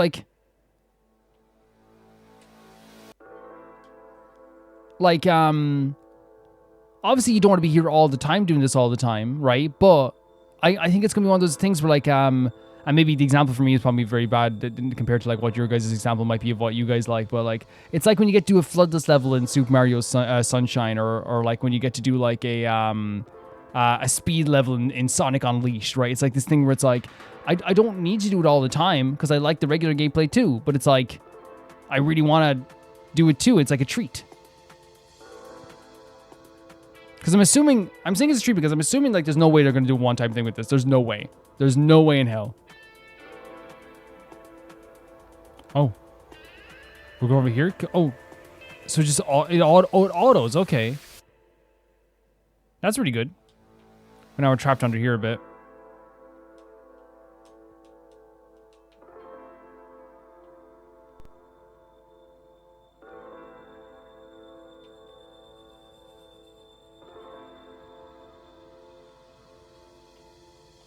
Okay.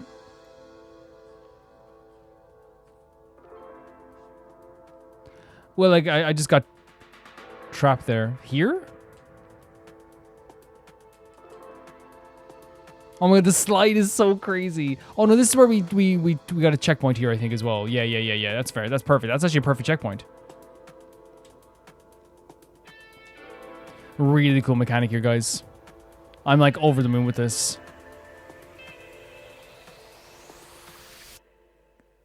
And again, they have to use it again, right? There's no doubt about it. They have to use it again. I can't imagine a universe in where they create an awesome like shooting mechanic where you can do this and then not use it again, you know? Was that not like a grappling thing?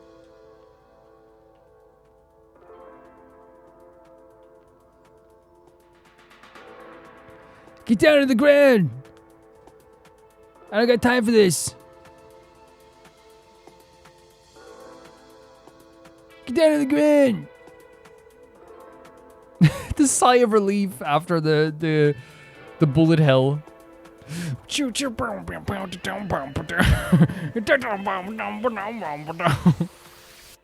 is the greatest game of all time. This is the Go game.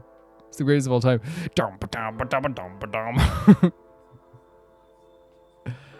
No way, what about sliding? It works, sliding works. Ah, no! In my defense, I didn't... Oh, we're here? Wait, did that just launch me up from here anyway? No, we gotta use the ice, sorry. Okay, there we go. Get down to the ground! Are you police? No! No, I'm not. I'm just some blonde guy from Tibet. I'm not even from Tibet. I know I said that.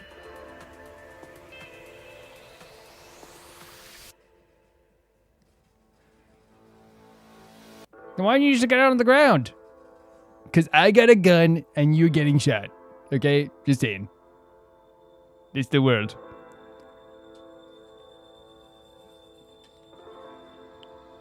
Frags? We can create frags. When thrown creates a special electro field that deals AoE electro damage to opponents inside the field. Periodically, the field will also slowly move towards along the crystal line of the travel and slow down further when it comes in contact with an opponent or object. Okay, that's cool. So we can now use frag crystals. Oh my god, it's guys, they literally said like, let's do a first person shooter, why not? Did he say try this?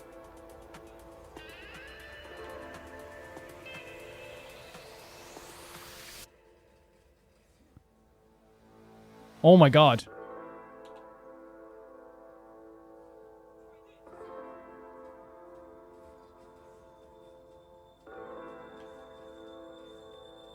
We need some cover. Come through the purple frag. The water's fine. It's so freaking cool, man. They've created such a great mechanic because it feels great. It feels really good because there's always a worry when a game does something that is out of its usual, wheelhouse and tries a different genre just for the fun of it. You wonder if it's going to be good or not. Genshin has made this first-person shooter thing. No way.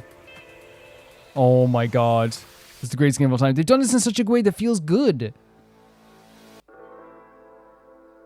Well, this is the most fun thing of all time, actually. I actually love this. I thought they were going to stop me from sliding down the last second. Again, oh god. I almost forgot we were in like a Shadow Realm because I'm just having like a blast. I'm having such a good time. Oh god. They're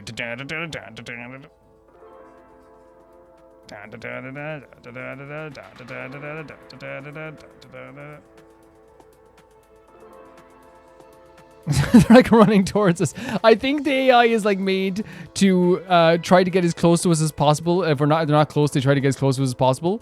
So like when we're like a bit further away, the game kind of goes like, we got to get close to them, which is fine. Again, I never see those things as bad things. I always think it's like really cool learning about like what they chose for the game design here. See, these guys are close enough. See? And that's what's really cool there. So there is probably an exploit you can do here.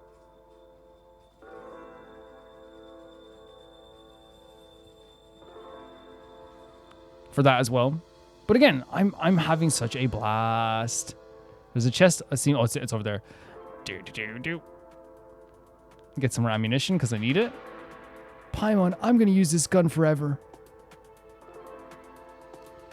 This is my gun now. I'm bringing it into the real world.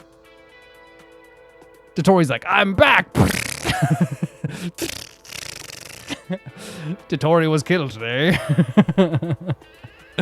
Very quickly. Oh my god. Balzak's Sunwheel is a semi-automatic grenade launcher that lobs grenades at different elemental types. Oh, that's awesome. Each grenade deals damage matching its elemental type. Any opponent struck with is treated as having hit a weak point. Press normal attack to launch a grenade of the current elemental type. Aiming displays the grenade's flight path before firing. Press the simulate elemental skill button to switch between firearm and elemental type. Okay, cool. So we can like switch between...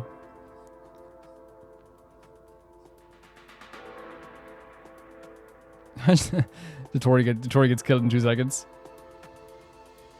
The heavenly principles come down. Ah! Who kept my gun? Oh god. Calm down. Everyone needs to calm down a little bit in a way.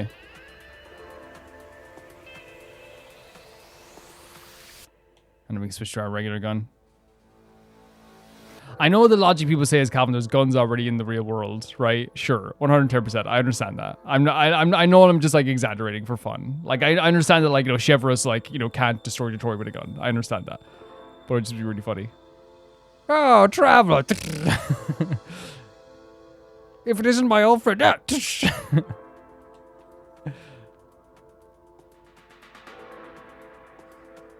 Great stuff.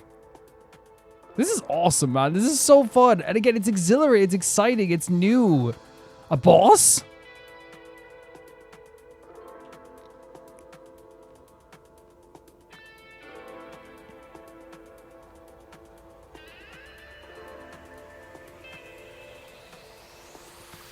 Is there cover anywhere?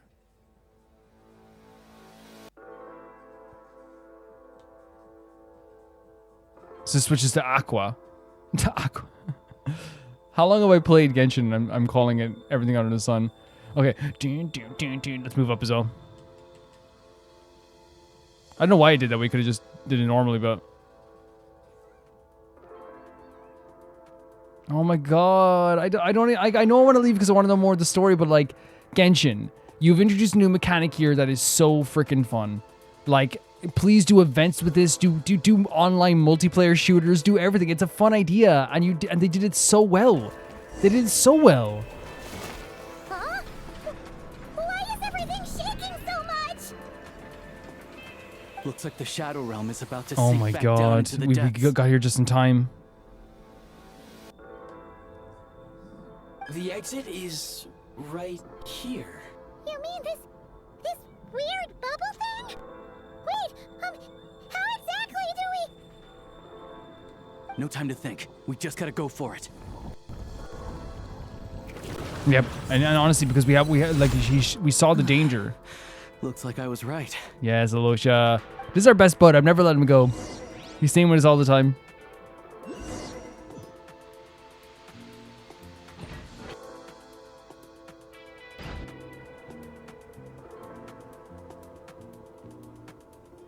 I can't believe the Shadow Realm manifested right on the railroad tracks. It's almost unheard of. Lucky we made it out. All thanks to you and that awesome gun. While we're there, you mentioned Hyperborea, yeah. Ah, so you have heard of the Golden City before? So, Yeah, it came up a whole bunch in Nokrai. You're a pretty neat surprise in that sense. yeah, I love that she Goggles? calls him Goggles so I much. had no idea they left cool gadgets like you behind. Make no mistake, it was a team effort. For a first-time firearm user, your performance was quite outstanding. Far beyond my expectations. Thank you. I got the American spirit in me, you know. I'm Irish, but I watched a lot of American TV shows growing up, you know. As Alosha said, it is highly unusual for the Shadow Realm to manifest in a place like this. But we should still watch out for similar 100%, but like the dangers fact we got out of here as well, like is goggles.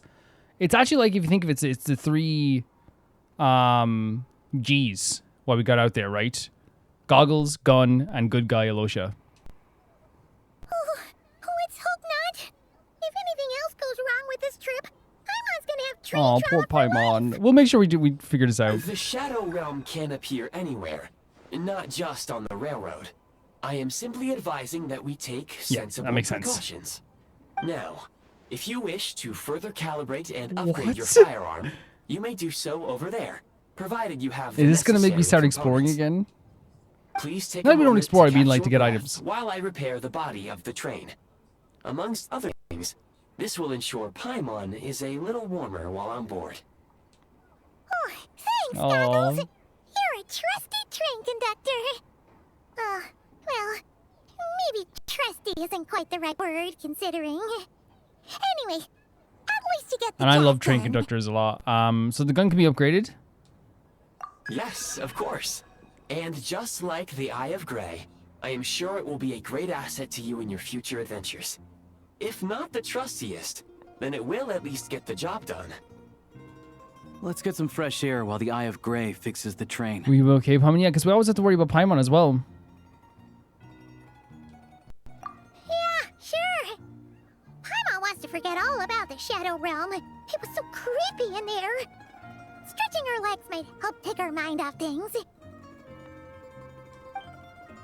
What a crazy sequence.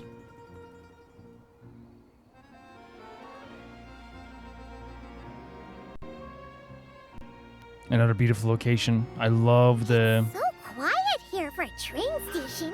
Yeah. Not a person in sight. Just abandoned houses. Love the upholstery on the train as well. Like, it's a really cool design for it too. But yeah, like, I love the way that we get to see, like, amongst all this, like, cold, there's, like, this kind of, like, inviting kind of, like, you know, put together, like, log houses. Like, it's a cool visual.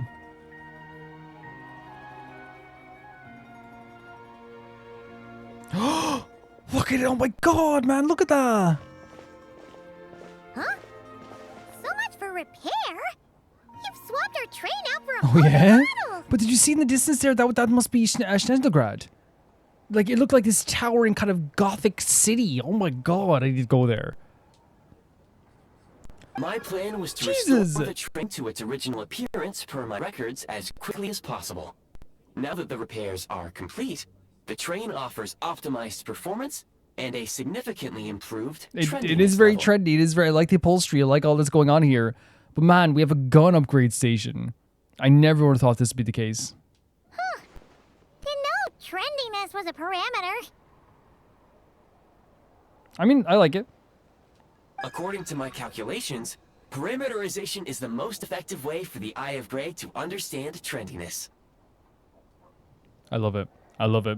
Fashionista goggles. Hyperborea, huh? I'm sure I've heard of that in a story somewhere. What an incredible little gadget you are. Yeah. And what an incredible person you are, Losha. This is awesome. Oh. Snezhnaya Adventure Journal is now unlocked. Okay.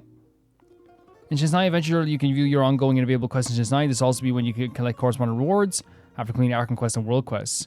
The experience section of your Snezhnaya Adventure Journal here, you can find the meeting points you have discovered while exploring Snezhnaya. Additionally, you can also view in this section any special recruitment projects that can be done in this week. I love it said okay as if I didn't skip it too early. Okay, Calvin, what the hell? The Shadow Realm history section of your Snezhnaya Adventure Journal. Here you can find the Shadow Realms and other more dangerous Shadow Realms. That's awesome. So we will get to go back and explore those. Yeah, we thought we would get to go back and explore the Shadow Realm. And quick travel to any of these realms for a good old cleanup operation. The Snezhnaya Adventure Journal also allows you to look up the temperatures of current area. In low temperature locations, the Eye of Grey will expend Crescent energy to regulate body temperature. Crescent energy depletes more quickly in frigid zones. And in sub-zero zones, Crescent energy will be depleted even more quickly and lead to catastrophic events. Therefore, do keep an eye on the environmental temperature where you are going. Oh? So we can now create a grappling device. Okay, cool. We can create like a grappling device. I don't need to. Thank you. Thank you so much for showing me this. Oh, we get rewards. Thank you. That's nice.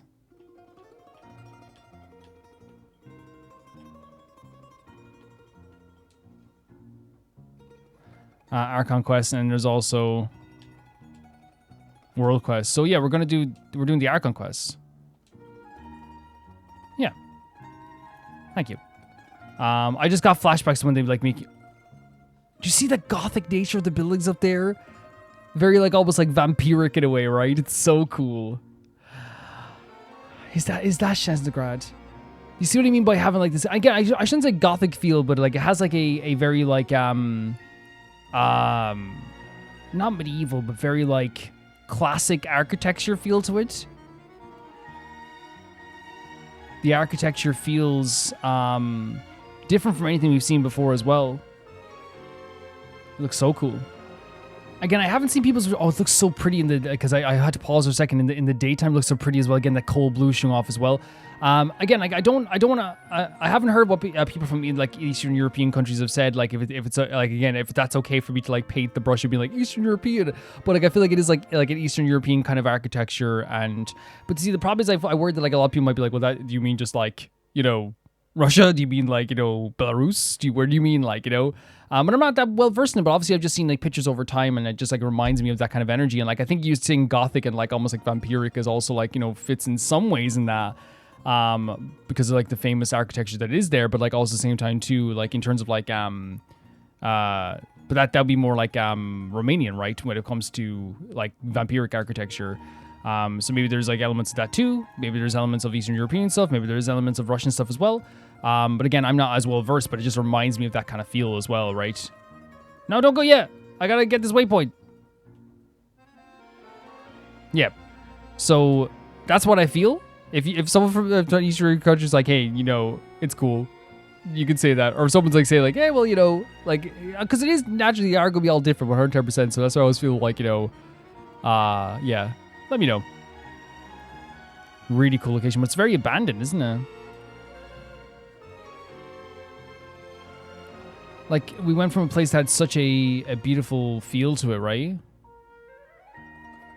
Like, in terms of, like, it was, you could feel like, I know I shouldn't say beautiful because you could feel like people were suffering, but there was, like, a kind of a communal feel and everyone was talking and, like, there was people at least there to this feeling very ghostly in a lot of ways, too.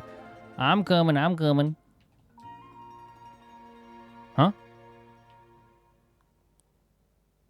Interesting. It puts you into a cutscene when you exit a place like this. Okay. Oh my god, there's a crafting table as well?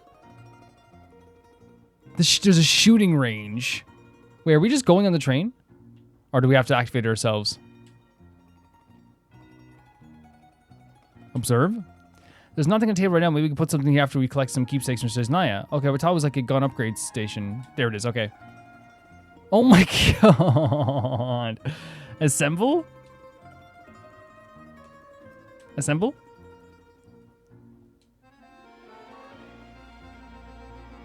So we do not have any upgrade materials right now, I guess?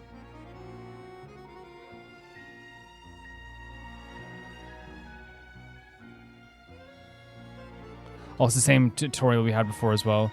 Yeah, we can upgrade stuff as we're going forward as well, too. There's also a shooting range, which is a fantastic idea.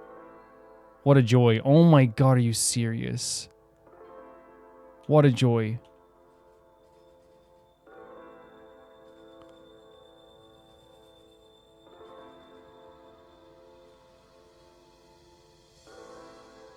Okay, this is kind of interesting as well. Good thing for practice, isn't it? I likes it. That's cool. Okay. I kind of like the idea of like you know, fighting real people, but yeah, this is really cool too. Really great idea. I like I'm in full support of like this whole new mechanic. Is this how we leave?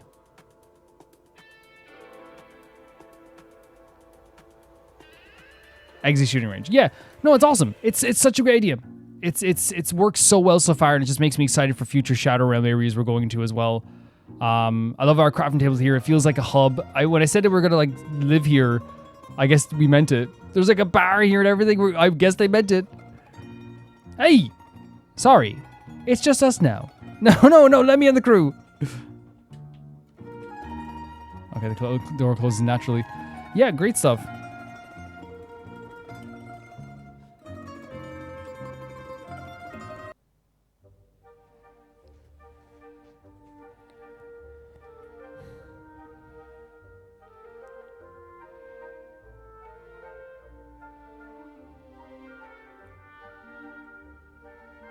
What's happening now? We're just getting a view of the whole train. Oh my god, look, let's sit on the train together. You okay, Paimon? Wait, oh, we do get to go on the train, like, as it's actually moving. No way, this is so fun. This is such a... Okay, I'm so sold. Because again, I thought it might be a cutscene, which is fine too, but the fact that we actually get to move on the train, do I get to, like, jump out of the train? Why is that the first thing I thought of? Do I get to jump? Oh my god, and the view we get as well. Oh, it's kind of scary. You're right, it's kind of scary, Paimon.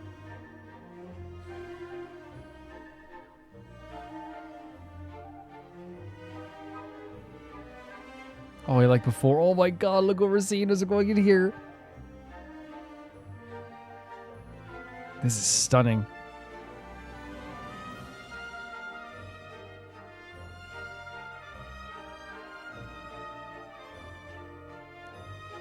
Yeah?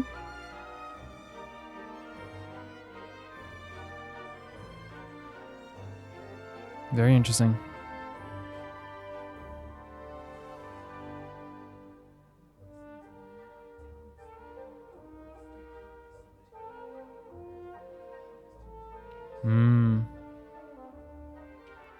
So that shows that a lot of people want to stay away from us. Oh my god, we're heading in here now. Oh, the new city, the new city. What a way to travel here as well. This has been so exciting.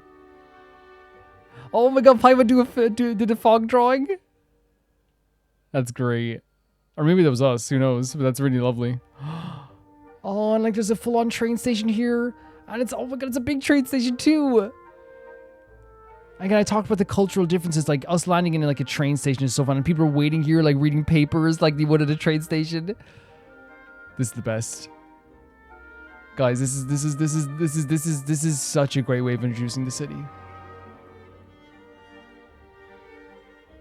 So do we leave? We do. And again, I'm not one of those people that goes like big architecture, basic all the time. But again, when it's architecture like this, it is gorgeous, right? The type of like stuff that feels very classic, but they still utilize it in a modern sense.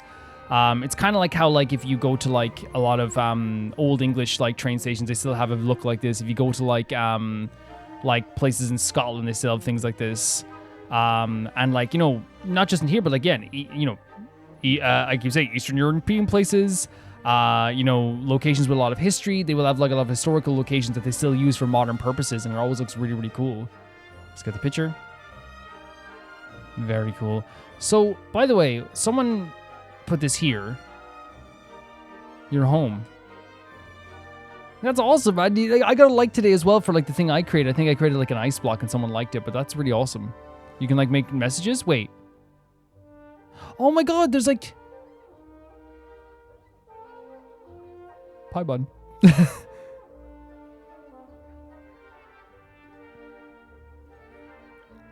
different types of species, right? Different people.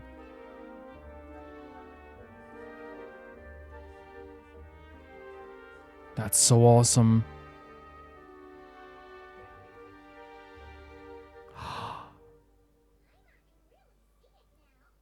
So they are like Fae. Oh my god, that's awesome. And again, we talk about cultural differences, right? This sets it apart so quickly. It's so awesome to see.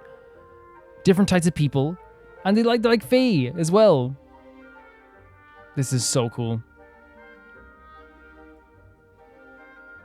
I'm excited to learn about the different cultures. Hopefully I have different quests about that stuff as well, you know?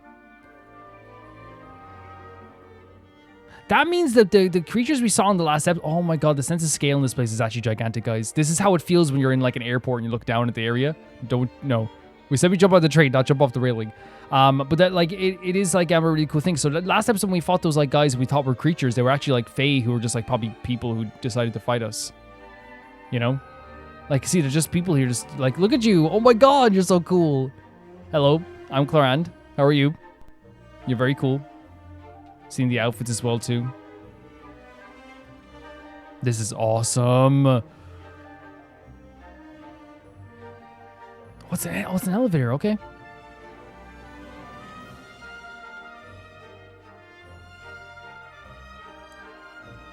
Man, this place is going to be big, isn't it? Oh my god, I got chills when the fog lifted there.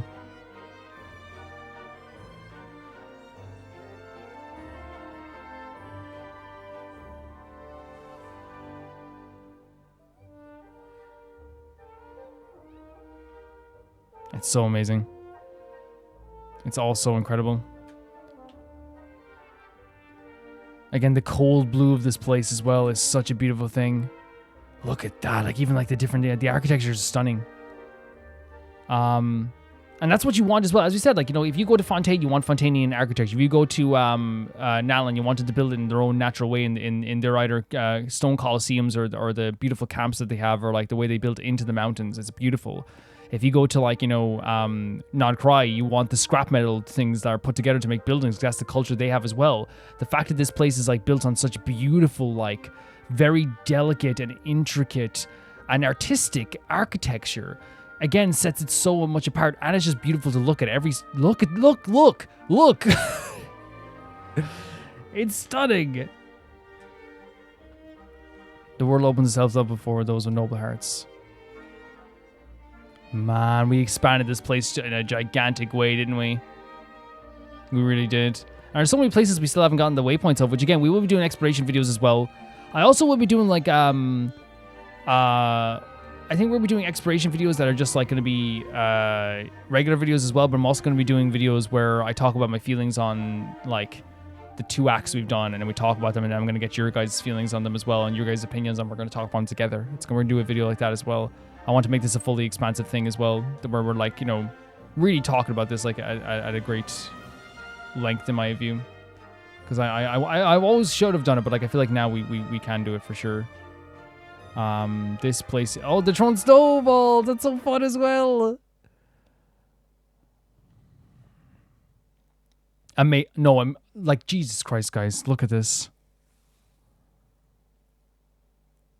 Again, they keep that cold blue theme, but again, there's splashes of color everywhere with the reds and the yellows, which makes it like, you know, it still looks kind of like frosted. but still has such an identity. Snezhnaya is stunning! Seeing it with our own eyes makes all the trouble we went through to get here worth it. I found it pretty stunning when I first came here too. But I soon found out that stunningly beautiful means that's a stunningly good point. expensive. That's a good point. The prices here are crazy. Good point. I'm just a small-time hunter, so Zolny is where I spend most of my time. This way will take us to Podvorier restaurant. They offer food and lodging there. And look so at the you two can get settled bears. in while I fetch the doctor. Is that gonna be stunningly expensive too? Don't worry about it. Yeah, I mean, there are places to stay in Zolny, but I highly doubt they'd meet your standards. Most of the stoves are out of crystal, the windows are drafty, and at night, four-legged roommates come out to play, sharpening their claws on the roof beams and floorboards. Yep, no way. Not a chance Paimon's staying anywhere like that. Maybe we can split the cost of the room between us? Paimon still has some savings left. What happened to sponging on me? Come on, it's a tradition. Fine then. It's your treat. Paimon will save her money for buying a nice little cake. Don't worry, you'll get some too. I'm glad to see you've perked up. Thank you, Paimon. If you find yourselves in the mood for some sightseeing later, there's a few places around here worth seeing. This way leads to Zapoliarny Palace, which serves as the Tsaritsa's audience chamber and also her personal quarters. The adjacent block is kind of a city in its own right. That's Glupov, the headquarters of the Fatui. Whoa. When he said that, it just like changed the energy completely, didn't it? It's like, oh my god, we're seeing the headquarters of the Fatui. Inside, there's a munitions factory known as the Armory Palace, producing a constant supply of all kinds of equipment for the Fatui. A lot of important research happens there too. And over there is the Snezhnaya Vecha, where all the big shots meet regularly to make policy decisions. And that's like the government buildings. This is such a great tour. And again, the place looks so awesome. Like look at the colors of this place too. It feels so fragile in a way as well. But again, expensive architecture, right? These places are best admired from a distance. I'm sure I don't need to explain why. Yeah. Because they are political hotbeds and yeah. We're not looking for trouble right now. Oh yeah, true the too. Downtown Very area true. is near the center of Zapoliarny. That's where you'll find the restaurants, bookstores, and gift shops. Another place of interest is the Northland Bank, which is over this way. I need to just explore this place. It feels like such an open like courtyard, and like the place, it feels so fresh, and like it's very different from what we're used to, right? With a cityscape in Genshin. Like usually we do have we love Mondstadt. It has like, you know, it's a very smaller area, but the road, the pathways and the different alleyways are very like small because that is a smaller town. You go even to like, you know, Liyue, you know, you have the architecture is very unique to that too, where like it's like kind of a rolling system where it goes higher and higher, and like it connects to a harbor. This is like so open and so wide, and like it's like the courtyard is facing like one centerpiece as well. It's gigantic. Oh, and I'm sure you'll want to make contact with the Adventurers Guild at some point, right? That's right here. Ooh, speaking of adventuring, we use alchemy quite a lot. Do you know where we can find a crafting bench? No one practices alchemy at Snezhnaya, I'm afraid. Really? Apparently there's some historical So reason that's for why it. it's on the train as well, because like the only place. So this is the first time ever in Genshin, a location we go to, we're not going to have just a crafting bench just in the specific location. Oh. We'll just have to use the one on the train then. Kinda inconvenient. Wait. How come there's one on the train if that's Snezhnayan too? Very interesting. Yeah, I don't know. Not my area of expertise. Still, I wouldn't say the absence of alchemy makes life here any less convenient. Anyway... Finally, there's Zolny in that direction. It's mostly residential buildings and factories, but there's a few shops too. Worth a look around if you're interested. That's about it. You guys go ahead and get checked in while I track down my doctor friend. Sounds good. Thanks for all the recommendations. It'll be good to get out of the cold wind. Paimon's starting to feel another headache coming on. Podvorier restaurant is right this way. Man, this is so freaking cool. And again, I love the little tour because it gives us like a really good... Oh, it's gigantic. Like, and again, it's really open, right? The courtyard is very open. The shops are facing all inward as well. So we have this like really great, like, with the crisp air that's already here that you would feel in this place, right? The crisp, like, cold air. Having like a very open space almost fits that too, right? It's like the opposite of claustrophobic, you know? But it is intentionally like heavy in terms of architecture, right? In terms of the buildings, they all feel imposing. And this world, Snezhnaya, is imposing. So like making the buildings really imposing to the point that like we're constantly looking up at it and being like, oh my god, oh my god, oh my god, look at that, it's towering over us, is an unbelievable choice. It really is. This place looks absolutely fantastic. And the next episode, we're definitely going to be like exploring some places and looking around the place too. I can't wait to go into like to the restaurant and have some food as well. This is superb. Like, what a beautiful place to start this off in as well. And like we can actually like, you know, pause here, I guess, and like what we actually no, let's do it like in the restaurant in the background. Where's the restaurant? Over this way? Like, that's such a cool idea for a restaurant as well. Wait.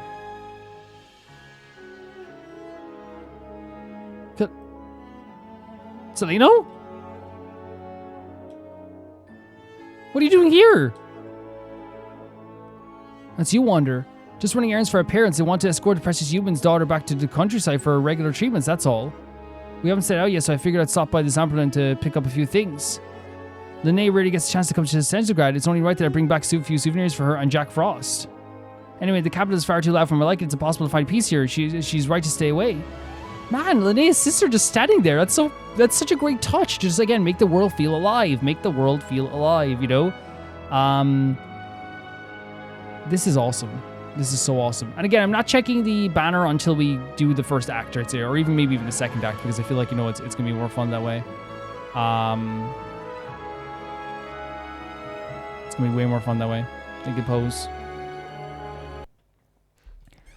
So in this episode, we got to do something that I always really love in new Genshin regions, which is learn about kind of like the world itself and like the culture behind the world as well. And obviously we got to like learn more about Alosha and like his story, which was also like really, really emotional and really heavy.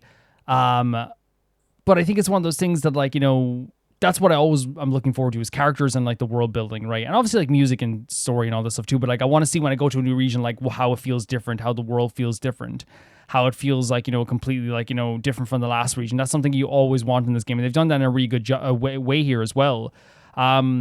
We kind of like opened up the idea that we like were able to like stop this, was it, I forget the guy's name, Shishin, from basically stealing resources from people who were already suffering here in the village that we saw at the first village. And it was actually such an interesting thing because it showed off, as I said, like what a great way to show off Alosha's character. Not just in that moment, but also in the moment later with the old lady, the investigation that he did, the way he helped us out. Like they've really set up Alosha's character as someone who's like very like ear to the ground, someone who's so like smart and really good with the world around him. Someone who is like he knows Snezhnaya like the back of his hand, but he also like knows the cultural stuff, the physical stuff in the world, the nature stuff, and he also has a heart of gold as well. So you have this guy who is like so capable, but also has like such a lovely heart to him as well, while having like a dangerous edge to him, because he's 100% saying like, I'm a hunter, I'm able to like fight things, I can fight if I need to. He stands up for things. You have this like really great character, and the reason why I think he's so good for the opening character as like the first like named banner character, and I say banner character because I'm sure he's a 4-star in the banner, I'm sure he is, but like named usable character I should say as well, is because he is a character who like you want by your side because he gives you information about the world. You want by your side because he's a welcoming face in this world. And you want by your side because he will stand up and show you like, you know, what is right and wrong in this world. And also like showing us that like there is like a lot of like, he expressed to us that there's a lot of like seedy politics going on here in Snezhnaya, and nothing is ever as fully as it seems. That moment when he caught out that guy, Shishin, is a perfect like lesson. And it's also a perfect moment because it kind of like subverts the expectation of Genshin. Again, I want to be clear, when we say subvert the expectations of Genshin, I don't think it's a bad thing that Genshin always has characters where like it's like, oh, maybe they're not all, because sometimes they'll have characters that are just pure evil, like a Dotori, right? But they will also have like characters a lot of times, 90% of the time, where it's a character that like, oh, they did something wrong, but here's the reason why they did it. And like, you can kind of understand in some ways, okay, that's why they did it, right? So you kind of expect that moment when he starts talking about this place that he went to and like, oh, like,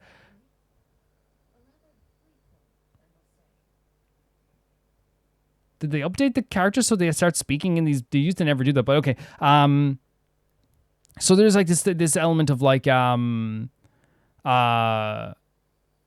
you think that it's going to be a thing where it's like, oh yeah, this is the part of the story where like I feel bad about, you know, calling him sleazy. I feel bad about saying I didn't trust him. And you start learning about a character in more depth. And that's what would usually happen. Not all the time, but sometimes. And that's not a bad thing. I want to make clear, Genshin writing like in-depth gray characters, good thing. Genshin giving you an understanding of how someone got to a certain point, good thing. But also using the fact that they are all so good at that as a way to subvert the expectation. My heart was like, yeah, man, like, oh man, this is probably like why he did it. Maybe that's why he did it. But then it was like, Alosha being like, no, that's not how this works, and finding out he is more corrupt and the mayor was corrupt. It shows there is like a corruption here in this world. It shows that the limited resources creates more corruption. We talked about this last time, how like, if you limit resources in the world, people will aim to exploit that. We talked about that during the global event that happened a couple of years back, how people would exploit that by hoarding things and then like, you know, selling things at a very exorbitant rate. This is how things work. And I'm not saying it's a good thing. I'm saying that people are like that. They will go, okay, I can utilize this in some way. I can do this in some way. I can use it for my own advantage. And he was using that for his own advantage. But yeah, coupled with the moment where he was like talking to the old lady and like really being supportive of the old lady, who clearly is like, you know, probably like, you know, some form of like dementia or something. There is a beautiful thing here where there's an unbelievably beautiful thing here where you can see Alosha's true character. He's willing to sit with her. He wants to help her. He wants to help the people here as well. He's so supportive while also still talking about the place that he came from, which was the world Altia, which was a lost place where no one lives anymore. It's abandoned. And that's kind of the reason why he found out what Genshin was doing anyway, because Genshin used that place as his sob story. And then Alosha's like, I lived there basically. I know it's abandoned. And another thing we learned from that too is that the Fatui are basically like, yeah, the authority here. The Fatui are the authority here. The Fatui took them away. And it's such a rare sight because if the Fatui takes someone away, usually you're like, oh, what are they doing? But now it's like, oh, they are the authority here. They are the person that takes this. They're like the police here. So it makes sense that they're taking him away as well. And it's going to be a different like energy for this thing. But yeah, as I said, Alosha, great introduction to a character. What a great way to like give us an introductory character. He's perfect for this. He is the perfect candidate for a character that we want to be around, support, and be with. And also, he helps us learn about this world as he did here in this beautiful place of Snezhnaya too, showing us where we stay away from, like what these buildings do, where they are, and like what happens in here, how expensive they are, how the cultures are different from city to city. Transport. He has been such a great introduction for us, and that's what you want. You want a warm but strong character. And I think Toma's a perfect one in that as well for Inazuma, because again, if it's a harsher world, where there is a lot of there's a lot of cold and there's a lot of politics going on, it is important, I feel like, to have a counterpoint character like a Toma, like a Alosha, right? To give you that warm feeling of like, you know, a counterbalance where it doesn't just feel like you're entering into a world where everyone's kind of like, you know, sickly and upset, and which again is a story beat that would like, it happens. I'm not saying it's a bad thing that they have characters who are like, you know, in freaking poverty. But it's one of those things where like it's a counterpoint for like for any story to have a character who's also like warm and inviting as well. I'm not saying that people who are going through poverty weren't warm and inviting. I'm saying that like if you're doing a place that has like, say like in Inazuma that has places that are like, you know, very against you, then you want someone like Toma to counter that at the start. If you have a place like Snezhnaya, which is very intentionally supposed to be like very sad, and not Snezhnaya, but Snezhnaya, that has, you know, very political troubles going on and people who are struggling, having a character who is very warm and helpful and lovely can counter that feeling, so it's not just like all, you know, doom and gloom for the story. You have a warm center point. And I think he did a really good job. In putting that into the game. We also learned that like the Fatui are giving relief to the people, but as I said, I do think it's the bare minimum. To me, it's the, like, I know people say like, well, the rooster isn't the one that's doing this thing. It's the Stritza who's ordering this, sure. But I do think it's one of those things where like, if the government tomorrow in my country said to everyone like, hey guys, we're going to be taking away we're going to be having limited lights every single day where you can only turn on the lights at a certain time. And then they said, but we're going to give you something. You can turn on the lights for 2 hours every weekend more. And that's our gift to you, and we'll turn off the lights in our offices for that day. That to me is like the bare minimum. I know this is different where it's like they're giving resources and they're giving like destruction aid, and like if there's natural disasters that happen, they're there to help 110%. But I think as a governing body and as people who are like, controlling this place and ruling this place, and you are causing the problems in the first place for your own plan, even if it is a good plan, we don't know what the plan is, the bare minimum is to give support, right? The bare minimum. And so that's all I'll say on that, because I do think it's one of those things where it's like, they're trying to argue, I guess, like a morality thing. I want to learn more about the Fatui. I'm not going to as you guys know, I don't condemn Fatui just right away. I don't do that.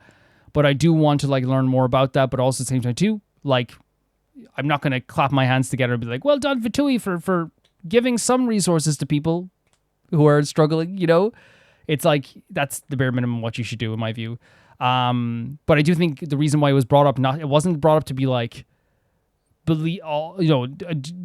with the Fatui in this, or I think it's some gray area. I think it was brought up to show that this is what the social things that are happening here are. This is what the Fatui does. You can take it or leave it. If I don't think the game was trying to be like, the poor Fatui. The game wasn't trying to do that, right? The game was trying to show you exactly what happens. It was trying to show you why the Fatui have some trust, is because they are helping people on the side as well, and they are helping people with resources, even though the Tsaritsa is doing this big plan. They're trying to show you that. I don't think the game was implying they're doing so much for everyone, so much, and they never get any thanks. That's what the game was implying. It was just trying to give us information. I think it was really well done the way they gave us information and told us about the political strifes, the stuff with the fringe kind of groups that are going against this, and how they have their own voice now, or giving voice to people. The stuff with the rooster and the political finagling behind the scenes, where it's almost becoming a thing where the politics is pushing people out. It's silencing voices, and it's making things much harder to make it kind of very democratic, I guess, as well. They're showing all this stuff, and it's really cool to see the political struggles. It's really cool to see the social struggles. It sets this world apart almost instantly. We know this place is suffering. We know this because it's Tsaritsa's imposed order. We know that people believe in the Tsaritsa, which is another important thing too, but then there's also a group that also disagrees with the Tsaritsa and wants to help people, and it's another fringe group on the side as well. I think it is one of those things where it is really well done in showing us that stuff as well. We got to build a train, and tow a train, and as we were traveling to Snezhnaya, we had one of these most fun and entertaining and incredible sequences we've ever gotten to see in Genshin. And I don't say this lightly. And it might be because it's so different, but I like that. I like that it's so different. I like that they set it apart so much, because we love the gameplay when we get to do it. I'm not a big gameplay person when it comes to Genshin, but when I get to do it, I don't feel bad about it. But the fact that they set it apart and give us something entirely new is such a cool idea. We now have a first-person shooter mechanic in Genshin, and a full force one too, with ammo, with aiming, with slides, with changing weapons, with frag grenades, with cover mechanics, with shooting ranges, with changeable guns and upgradable guns. We now have a shooting mechanic in Genshin, and it's technology from the people of Hyperborea, and it's one of the best ways that we were able to get out of that Shadow Realm. Because of course, it's one of those things. The Shadow Realm is important too. There is a place where there's no elemental energy. There's no it's almost an in-between world where there's nothing that we usually would have in our world is there, and it can be very dangerous because a lot of people either come back completely messed up, or they don't return at all. So the fact that we were able to get out of there with the Hyperborean technology, along with Goggle's help, along with Alocia's help as well, and all that stuff too, is pretty great. But also, it's crazy how they took this place that was super terrifying, the idea of a Shadow Realm, made me so terrified of it, and then said, also, here's this fun gun mechanic. So I'm kind of scared to ever touch this place, but at the same time too, I'm that was one of the most fun areas ever. They turned an area that it was terrifying, and it still is terrifying in conceptually. Let's make it clear. That's a terrifying place. But it's one of those terrifying places I'm let's go back. Let's go back into the Shadow Realm. And it sounds like there will be more places. I expected there would be as well. It sounds like maybe there's other places we can explore in terms of Shadow Realms. It sounds like it's going to be so much fun. The gunplay is actually good. And again, I'm not a big first-person shooter person. I'm not. But to me, it's smooth. The cover works. There's a lot of ammunition, so it always stays fun, and the changing of weapons and styles is also really fun too. So I actually find it all to be really, really fun. As I said, there isn't always an issue with games where they're let's do a first-person shooter thing where they joke around and it's not that good. But in this case, this is really good. This is actually a really good game, and I because of this, I want to play this game. I want to do a first-person shooter like I want to do first-person shooter minigame. I want to do first-person shooter events. They've opened up so much more for the events. They could literally just do an online multiplayer like side game, and like I feel like people would like go into it every single day. I feel like people would like play it every day. But I think obviously the thing that they want to make good with that, if they did do something like that, then it would be a thing where they'd have to like polish it, and all of a sudden it becomes a thing where people are like, because they would try to, if they did that as a side gig, like I'm not saying, it's just the truth, they would monetize it. So then you would have to polish it, right? I'm not saying it's not polished, but I'm saying like, you'd have to like make sure like, you're prepared. You're prepared to make sure that online multiplayer game works all the time. So if they are going to monetize it as something that's like, going for a while. But again, I would play it. I would totally play it, man. I'd have such a good time with that. That'd be so much fun. And it's not because like I'm a first-person shooter guy, but it's the fact that there's like a beautiful smoothness to the gameplay, but then also there is like such a fun novelty to the idea of like, giving a Genshin character a gun and having him do a first-person shooter thing. And Ether looked awesome doing it. The mechanics were awesome to use, and he looked awesome doing it. I loved the outfit. The gun was super cool as well. Like, it's just a really fun section of the game, and I was like beaming from ear to ear thinking about it. It was great. It's a really great moment in this game as well. And I love the abstract nature of the Shadow Realm too. It was awesome. And now we can have like upgradable weapons as well and all that stuff too. And we got out of the Shadow Realm also. We made it to Snezhnaya, and it's this location that we're in right now. And I just have to say, it was beautiful in the distance, but when you're up close, it's like one of the most gorgeous places ever. And again, they keep that cold, because it is cold. It's a blue, cold tint to the world that doesn't come from the idea of like it's a filter. It comes from the idea that there is like a reflection from like frosted plants and like the world, the beautifully crisp blue sky and crisp blue water. Of course, it's going to make the world feel a little bit more blue, but also amongst that, the snowy white tops here. Like look on the restaurant up here, the snow on the rooftops, the frosted plants and the snow faintly on the ground as well. You have these splash of like fainted color that looks so good amongst all the cold, because you still get that fainted like, cold feeling to even the brighter colors, but you still get a splash of color. It looks so cool. And of course, explaining the political stuff here as well, where the Fatui's headquarters, where the government buildings are, but even explaining like how this place is more expensive. It all makes this world feel very alive. And I always love that about like any type of explanation of a world. Like, oh, this place is more expensive, this place is cheaper. You can get stuff here, you can't get stuff here. There's no alchemy here, so you're not getting an alchemy bench here.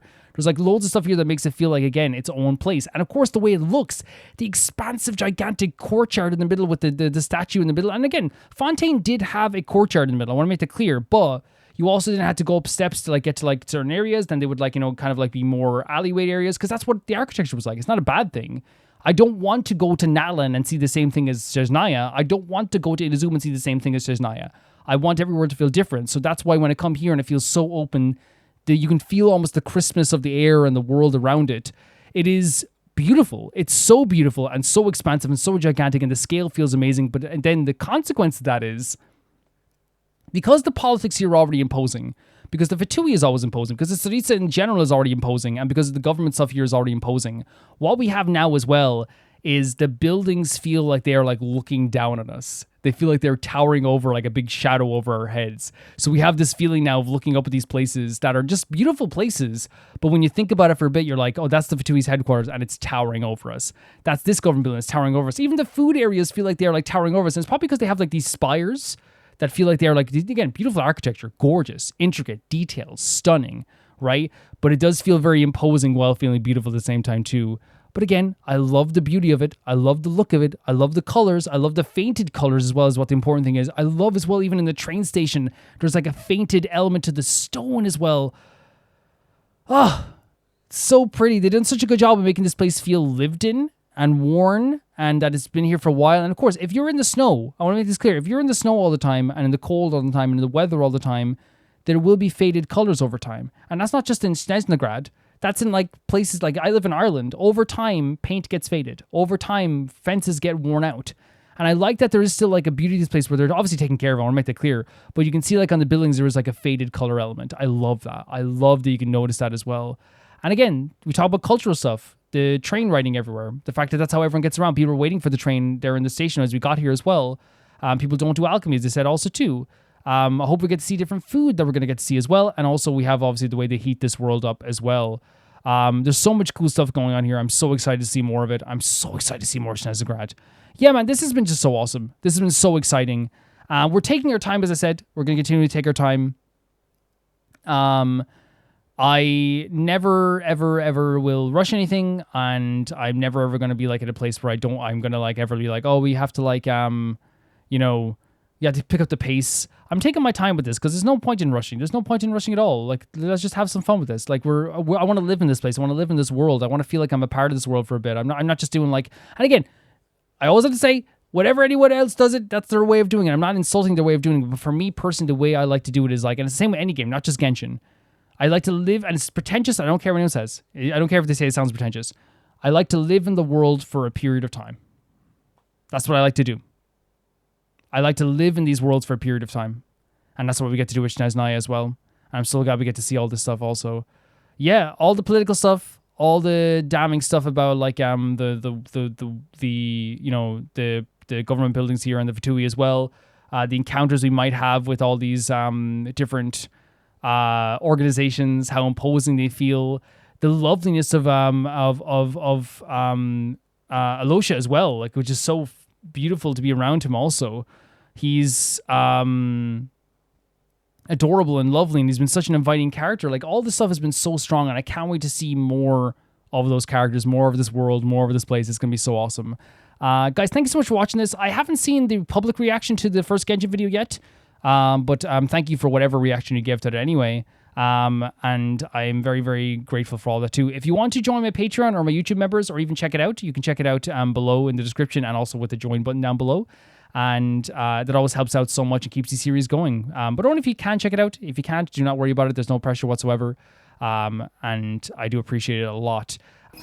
So pretty. I know, like, I wonder how people feel about that like system. I kind of like it. I like how communal it feels. But man, this is such a beautiful place. And of course, you probably saw at the start of this video, the reason I'm doing like a little bit extra, because like it's for me as well and for you guys as well, where like we can have a bit of part of like 30 minutes at the end here where we can still like explore this place. It was one of those things where like I was so upset that we like lost the audio to the video. Hopefully it sounded okay. Hopefully it was okay to watch. I don't know. This is pre-fix, right? Definitely pre-attempted fix. But still, man, this place is so gorgeous. It's so stunning. I can't believe how pretty this is. We have to head over to the restaurant in here as well. Yeah, like I feel like this is one of those things where like I could stand here in the middle of this courtyard forever and feel okay. Wrong move here. The music's so gorgeous. We talk about having such high emotions and such like a somberness to all the music as well. It's really stunning. And like you can see on the map here as well, like it is pretty expansive. Pretty expansive. We're gonna be like looking at all these places, guys. And even if like we miss some places like down here, and here, whatever, we will be doing videos where we unlock every single waypoint as well. You okay? You okay?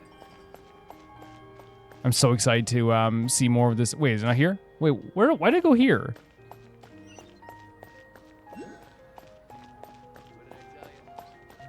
Oh, okay. I don't know. Brain not working.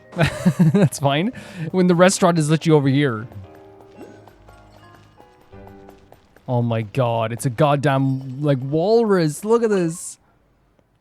Would you like to order something? Please, come this way. You look sleepy? Just a bit, but we Voltak, we do get like that sometimes.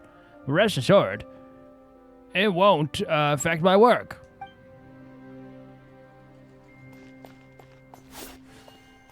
Lovely stuff. Even if it did affect your work, we ain't upset about that. Oh man, it's stunning. Again, such a beautiful energy to this place as well. Oh my god, even seeing all the different, like, Fae species as well. This is so exciting. Looks like you get what you pay for, huh? Paimon likes it's gorgeous. Like, the cake already on the table with the tea and stuff as well. This is, like, the rooms we get, even, like, when we were in Nod Karai, the rooms are insane. I think they're gigantic. And, like, I think if you had a room that big in, like, actually, like, the real world, you'd be paying, like, an arm and a leg just to stay there. You would be. Like, hotel prices are crazy nowadays. Feeling better now? Yeah, much better now that we're out of the cold. care of Paimon? Always. Honestly, she feels kind of bad for throwing a wrench in the works. Paimon, you did not throw any wrench. Like, without you, there is no works. Okay, so don't worry about that whatsoever. Like legitimately, it is not a big deal. Right, it is a big deal because we're worried about you. I'm saying it's like not a big deal that we had to stop or had to slow down a tiny bit. We still got so much stuff done. We went through a crazy shadow realm, you know, like everything's gonna be okay. Everything's gonna be okay. If this were anywhere else, we'd be out investigating and adventuring by now. But instead, we're stuck here waiting for a doctor. Paimon, don't worry about it. It's okay. We aren't any on any time pressure. Yeah, it wasn't like we came here with the urgency like we have to stop something right now. You know, we're coming here to find out some information. We can do that tomorrow. We can do it the next day. Please don't worry about it. You're right. No need to push ourselves too hard for no reason. And you guys have earned like a little bit of a calm down session. You guys have earned the ability to just like hang out here and just like be yourselves and have a good time. You've earned this, you know? Have a bit of cake. Have a bit of fun times. What happened on our way into the city? Let's review what we've learned so far and try to figure out what to do next. Okay. Obviously, the million more question is, what is this Aritza planning? Everything else leads back to that. Yeah, that was our main goal in coming to Snezhnaya. Sure was. And so far, we've learned that in addition to the 7 Gnosis, her plan also requires a ton of energy. Yeah, it's using a lot of resources. Well, like the majority of resources from this location. But we won't get to see her anytime soon. Alosha said that she went east to fight that big monster. It must be a pretty powerful one if it can blanket the whole of Snezhnaya in a snowstorm this awful. Well, it's one of the threats we'll need to face, I think. Yeah, I honestly like it's a really honestly a really interesting way of like saying this because I feel like this is showing experience. I feel, because we know that if we hear of a powerful monster, usually we end up fighting it. I think it's really good that the Traveler isn't like, oh, I don't want to meet up with that creature. He's like, yeah, we're probably going to fight them at some point. To be honest, what we're really lacking right now is information. The kind of information that only the higher-ups in the government would know. Not word on the street type of info. Okay. Paimon can think of a few people who might be able to help us, but... They're all Fatui. Right. And when we left Nocry, Sandrone specifically left a message reminding us which side we're on. I hope we can still be friendly with some of them. Like if I see Tartagula, like, you know, and he like turns his nose up at me, guys, like I think I'm just uninstalling the game. Like if him, like Tartagula's the type of person that we said this before. If like he could be like in a fight to the death with somebody, and like it's carnage, everyone's nearly dead. And like he'd see us in the distance, he'd go, "Oh, Traveler," and he'd just kick the guy in the shins and then walk over to us and start conversing with us. Like he would do that. So it's unlikely they tell us anything confidential about the Tsaritsa's grand plan. It's still worth asking. Yeah, I definitely think it is because again, we are close with a lot of them. Like we're like more than close with a lot of them. Yeah, fair point. Besides, that Gloopov place is right nearby. We've got nothing to lose, so it'll be a waste not to go. Mm-hmm. There's gotta be someone there willing to talk to us, right? Maybe Arlecchino or Sandrone? Or possibly Tartaglia. Yeah, honestly, three great options. I do think like it's one of those things where we don't know fully like who would be the absolute best option to talk to us. But I do think that there is a notion that possibly those are the best, right? I do think Tartaglia would like open up a lot too. I think Sandrone would want to open up, but like with Sandrone, you never know. Like it would like I'm not saying she's like ever like mean to us, but like I think she always has a desire to open up, but like it's not always like that. You know what happens. But it's unlikely we could sweet talk Arlecchino, let alone Sandrone. She basically told us to stay in her lane already. Well, it's been a while since we saw Tartaglia. We could try Tartaglia. Yeah, the last time was all the way back in Fontaine, right? Too bad we missed him in Nocry. Apparently, he came to help out. Yeah, and he almost rushed to save us before Arlecchino was like, "You gotta stay here, buddy." He nearly like rushed to try and find us. He was gonna beat the hell out of Dottori. No, he wasn't gonna do it successfully. I'm aware, even when I love Dottori, my love with Tartaglia, that like Dottori would probably win the fight. But I think Tartaglia with the Traveler, with Vaughn, would be a very interesting battle against Dottori, I think. I know Dottori fans are gonna be like, well, if you dropped a train to Dottori, he would just smile, you know, but like I still think it would have been a really interesting fight. Hello. Is there a Traveler and Paimon in there? Alosha. That's Hello, I'm Dr. Luneva. Doctor, Alicia mentioned lovely. that one of you is feeling a little under the weather. We'd be grateful if you could take a look at her 100%. I see. So you're my patient today, yes? And you're a fae, I presume? It's really interesting that that's the way they see it, right? Like as a fae. They see her as a fae. Good question. Paimon's not too sure either, but she's definitely not the same kind of fae as the ones we saw at the train station. Is that gonna be an She's issue? so sweet as well, but like I love the Paimon's like, yeah, maybe I am a fae. I don't know. Who knows what I am? Not exactly. It's just, I'm used to treating human patients. Fae tend to be far more resilient than even the healthiest and most long-lived of humans. But don't worry, I do have some experience treating Fae.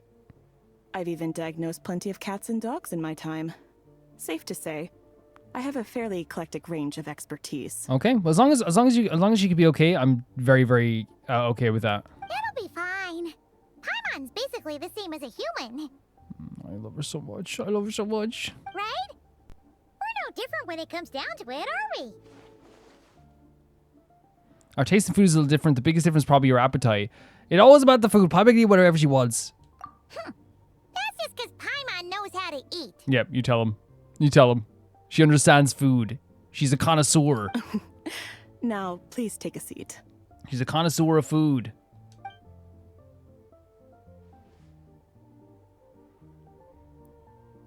Okay, vital signs are good. Test results are all within normal ranges. I don't think it's anything serious. More than likely, you've just Okay, caught that's a good. cold. Okay, I know catching a cold isn't the nicest thing in the world, but look at little Paimon on the bed. Like, guys, come on. How could people hate her? I can give you some medicine to tide you over. But as long as you rest properly for the next couple of days, you should feel better. Make sure to keep an eye on your temperature, though. If you find yourself with a persistent low-grade fever, or if your symptoms don't improve, just contact me again. Thank you so much, Doctor. Thank you so much. Sounds like there's no cause for alarm. Let's just see how she goes over the next few days. Look at her. She's so adorable. Thank you, Doctor. Sweet. I'm sorry, guys. Come on. They're making her extra cute here in Snezhnaya. You're very welcome. Just doing my job. I'll leave you in peace now. Time to visit my next patient. The only thing is, I know from ER, right? I watch a lot of ER now, the original classic ER. I know a lot of, like, what happens a lot in ER. Someone will be like, it looks like it's just a. I think it happens once per episode where someone goes, it looks like it just could be like a common cold, or like, you know, maybe they had a seizure because of this. And they almost always come back in with a worse condition, you know? So I just like, I'm very ER brain now. I'm like, no, check her out again. Take care. Lovely natural interaction there. You heard the doctor. Best you rest up here for a couple days. No sightseeing for the time being. I'll stick to the local area then. All right, then. Guess we've got no choice. Let's just treat it as a short vacation. I have to get back to it. If you need anything else from the doctor or me, go to the Hunter Trade Station in Zolny. The boss there knows how to reach me. Thanks for everything. No, legitimately, like, he's been such, as I said, like, he's in like the first post discussion. We're gonna do a shorter post discussion after this as well. But he is like someone who we can like trust. He's such a warm face to be around, such a warm person to be around. He's been such a godsend. He really has. Thanks for everything. Hey, no big deal. You saved my life in the Shadow Realm. This is the least I could do. See you around. I guess we kind of did do that. That was the 3 Gs though. Goggles, good man, and gun.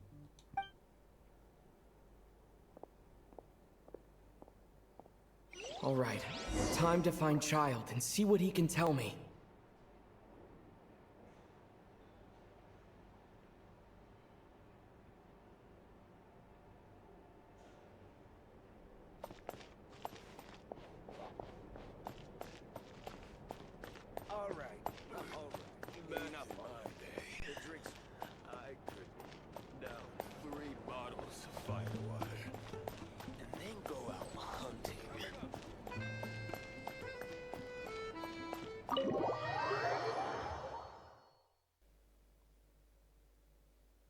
That's gonna be genuinely an amazing time, because I love that. I love Tactacular so much. I love the freaking Fatui Harbingers so much. Like, they've been such. Oh my god, guys, how cool is... I know, like, there are larger spaces as well. I know that's a thing in nearly in all future regions. Like, if you go into Fontaine, it's gonna take more than 300 meters to get to a place. But this place is so gigantic and the scale is so big that seeing, like, 300 meters actually feels like it's a long distance to walk here, right? Feels like a very long distance to walk. This place is so stunning at every time of the day as well.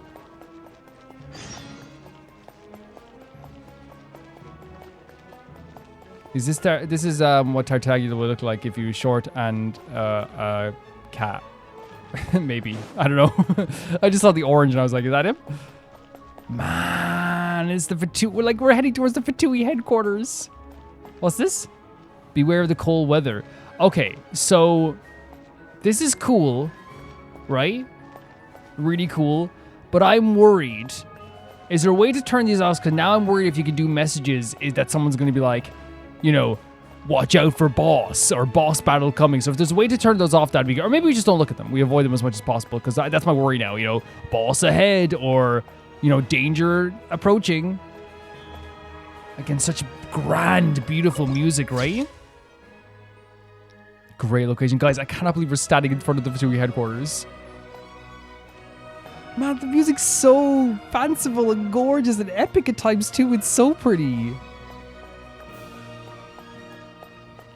I like cryo scenery. See, that's the thing. Is there a way to turn this off? Because I understand, and maybe there's not enough words to spoil anything. Maybe there isn't. But like, I'm so worried it's gonna be like boss ahead, danger ahead, you know.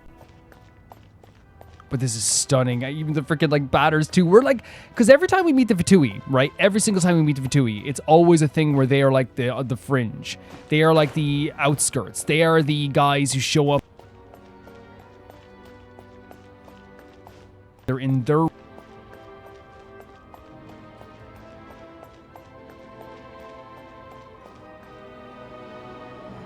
Such a cool location. Hold on. Please display your invitation letter or permit. I'm looking for someone. Could you pass on a message? Glupov does not accept meeting requests without a prior appointment. The voice as well. You'll have to apply per the advertised booking process and wait until your invitation letter is issued. But we're old friends. We're so good together. Might I ask who you're hoping to visit? Tartaglia.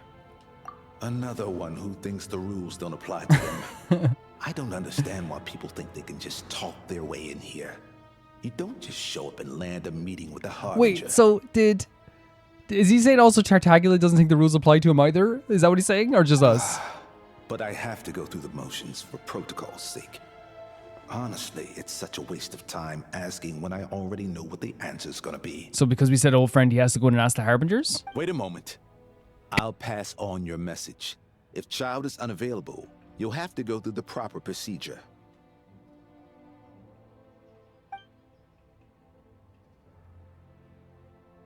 Lord Child is a busy man. He's probably not in Glupov at the present. If I were you, I'd cut your losses. No point in waiting any longer.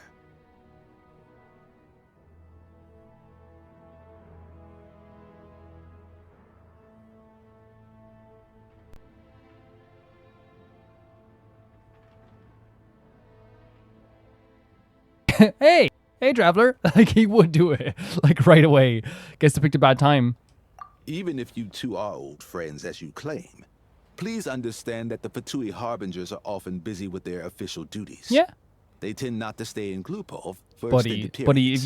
if you understood who you're talking to right now, this is a guy who legitimately, like, knows more about the Fatui Harbingers' duties than anyone else. Next time, stick to the Oh my rules. god! You'll make life easier for both of us. Sandrone! Greetings, Lady Marionette. Oh my god. Oh, look at the bright smile on the traveler's face. Sandrone. I'll take care of our guest here. It's his first time in Snezhnaya, so it's no surprise that he doesn't know the rules yet. Thank you. Thank you so much for helping us out. I trust no choice words have been exchanged. No misunderstandings I should be aware of. Oh, wow. Like, was someone mean to us? No, Lady Marionette. No incidents to report. Whew. That was a close call. Good thing I played it cool. I'm the one who showed up now. This gentleman's been very accommodating. I love that Sandrone is basically saying that, like, he better not have said something mean to you. He better not have done something mean to you. He better have been nice. That's so freaking funny.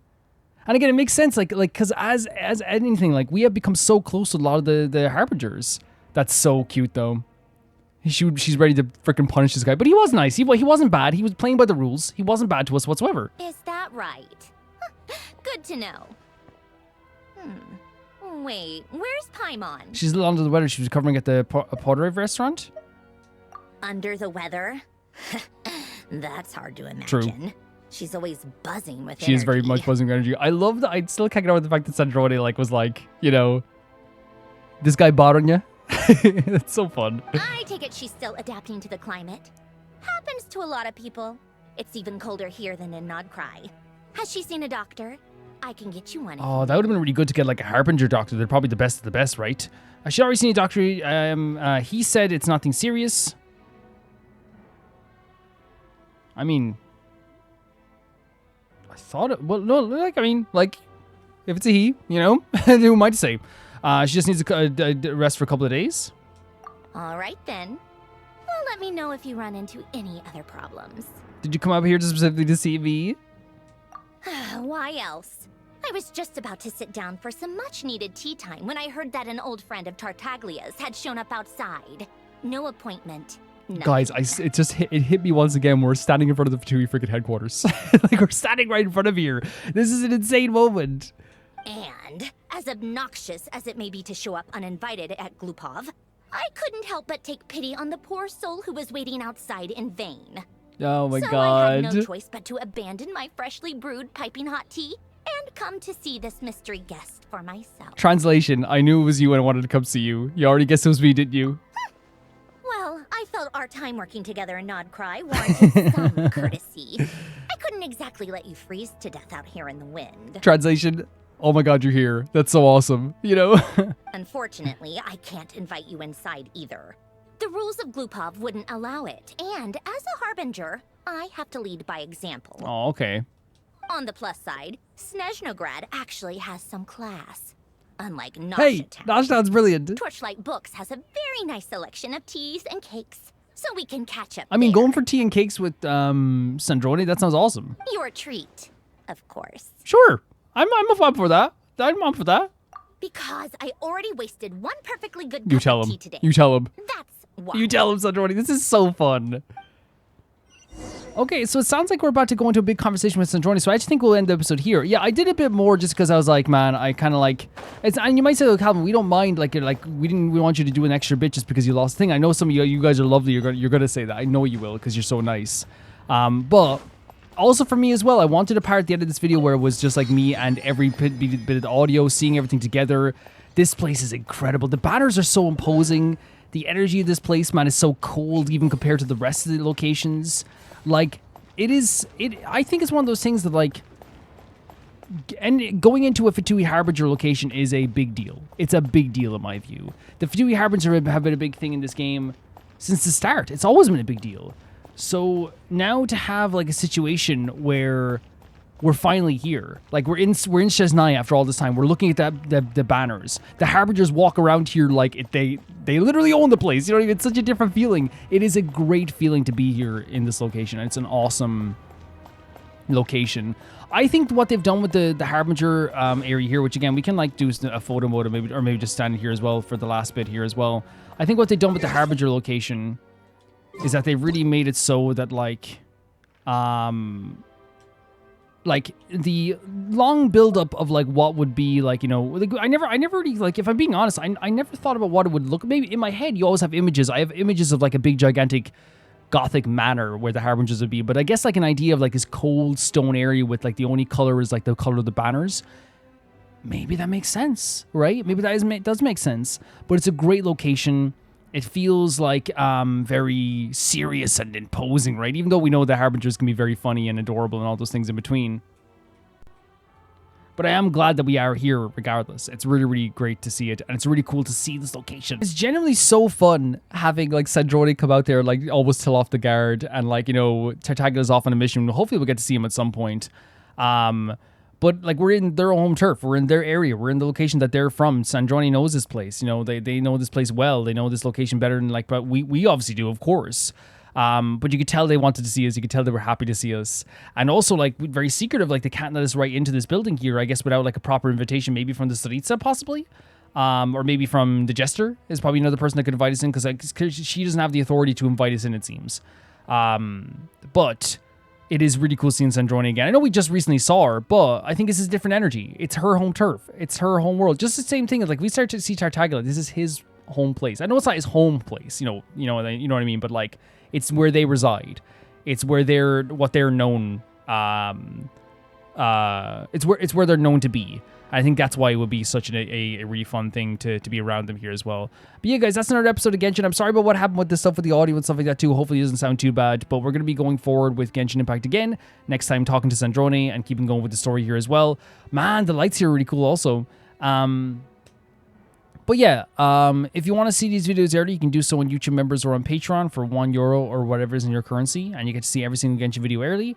And also you get to see every other video on the channel early as well. If you want to see your name in the text credits that's going by right now, that is the Chunky Baby Gangsta tier. And that is €10. And you get your name in every single video in the credits of the videos. And if you want to hear your name be shouted out at the end of every single video, that is the Never Can Repay the Baby Gangsta tier. And that is €15 at the highest tier. And I want to say thank you to the patrons of the highest tier first. That being Typharo2, Jamie Bull, Jana the Banana, The Ghost of Inazuma, Felicious Felix, Yuld, Anusta, Yasassin, True Peanut Butter, Peter Chelson, Leon, High Kasperian, Neo Showrites, Leah 200, Malcolm Kunde, Axler21, and at the highest tier my YouTube members, Blasco, Lusanagi, and Zay. I'll see you all so soon. Bye-bye.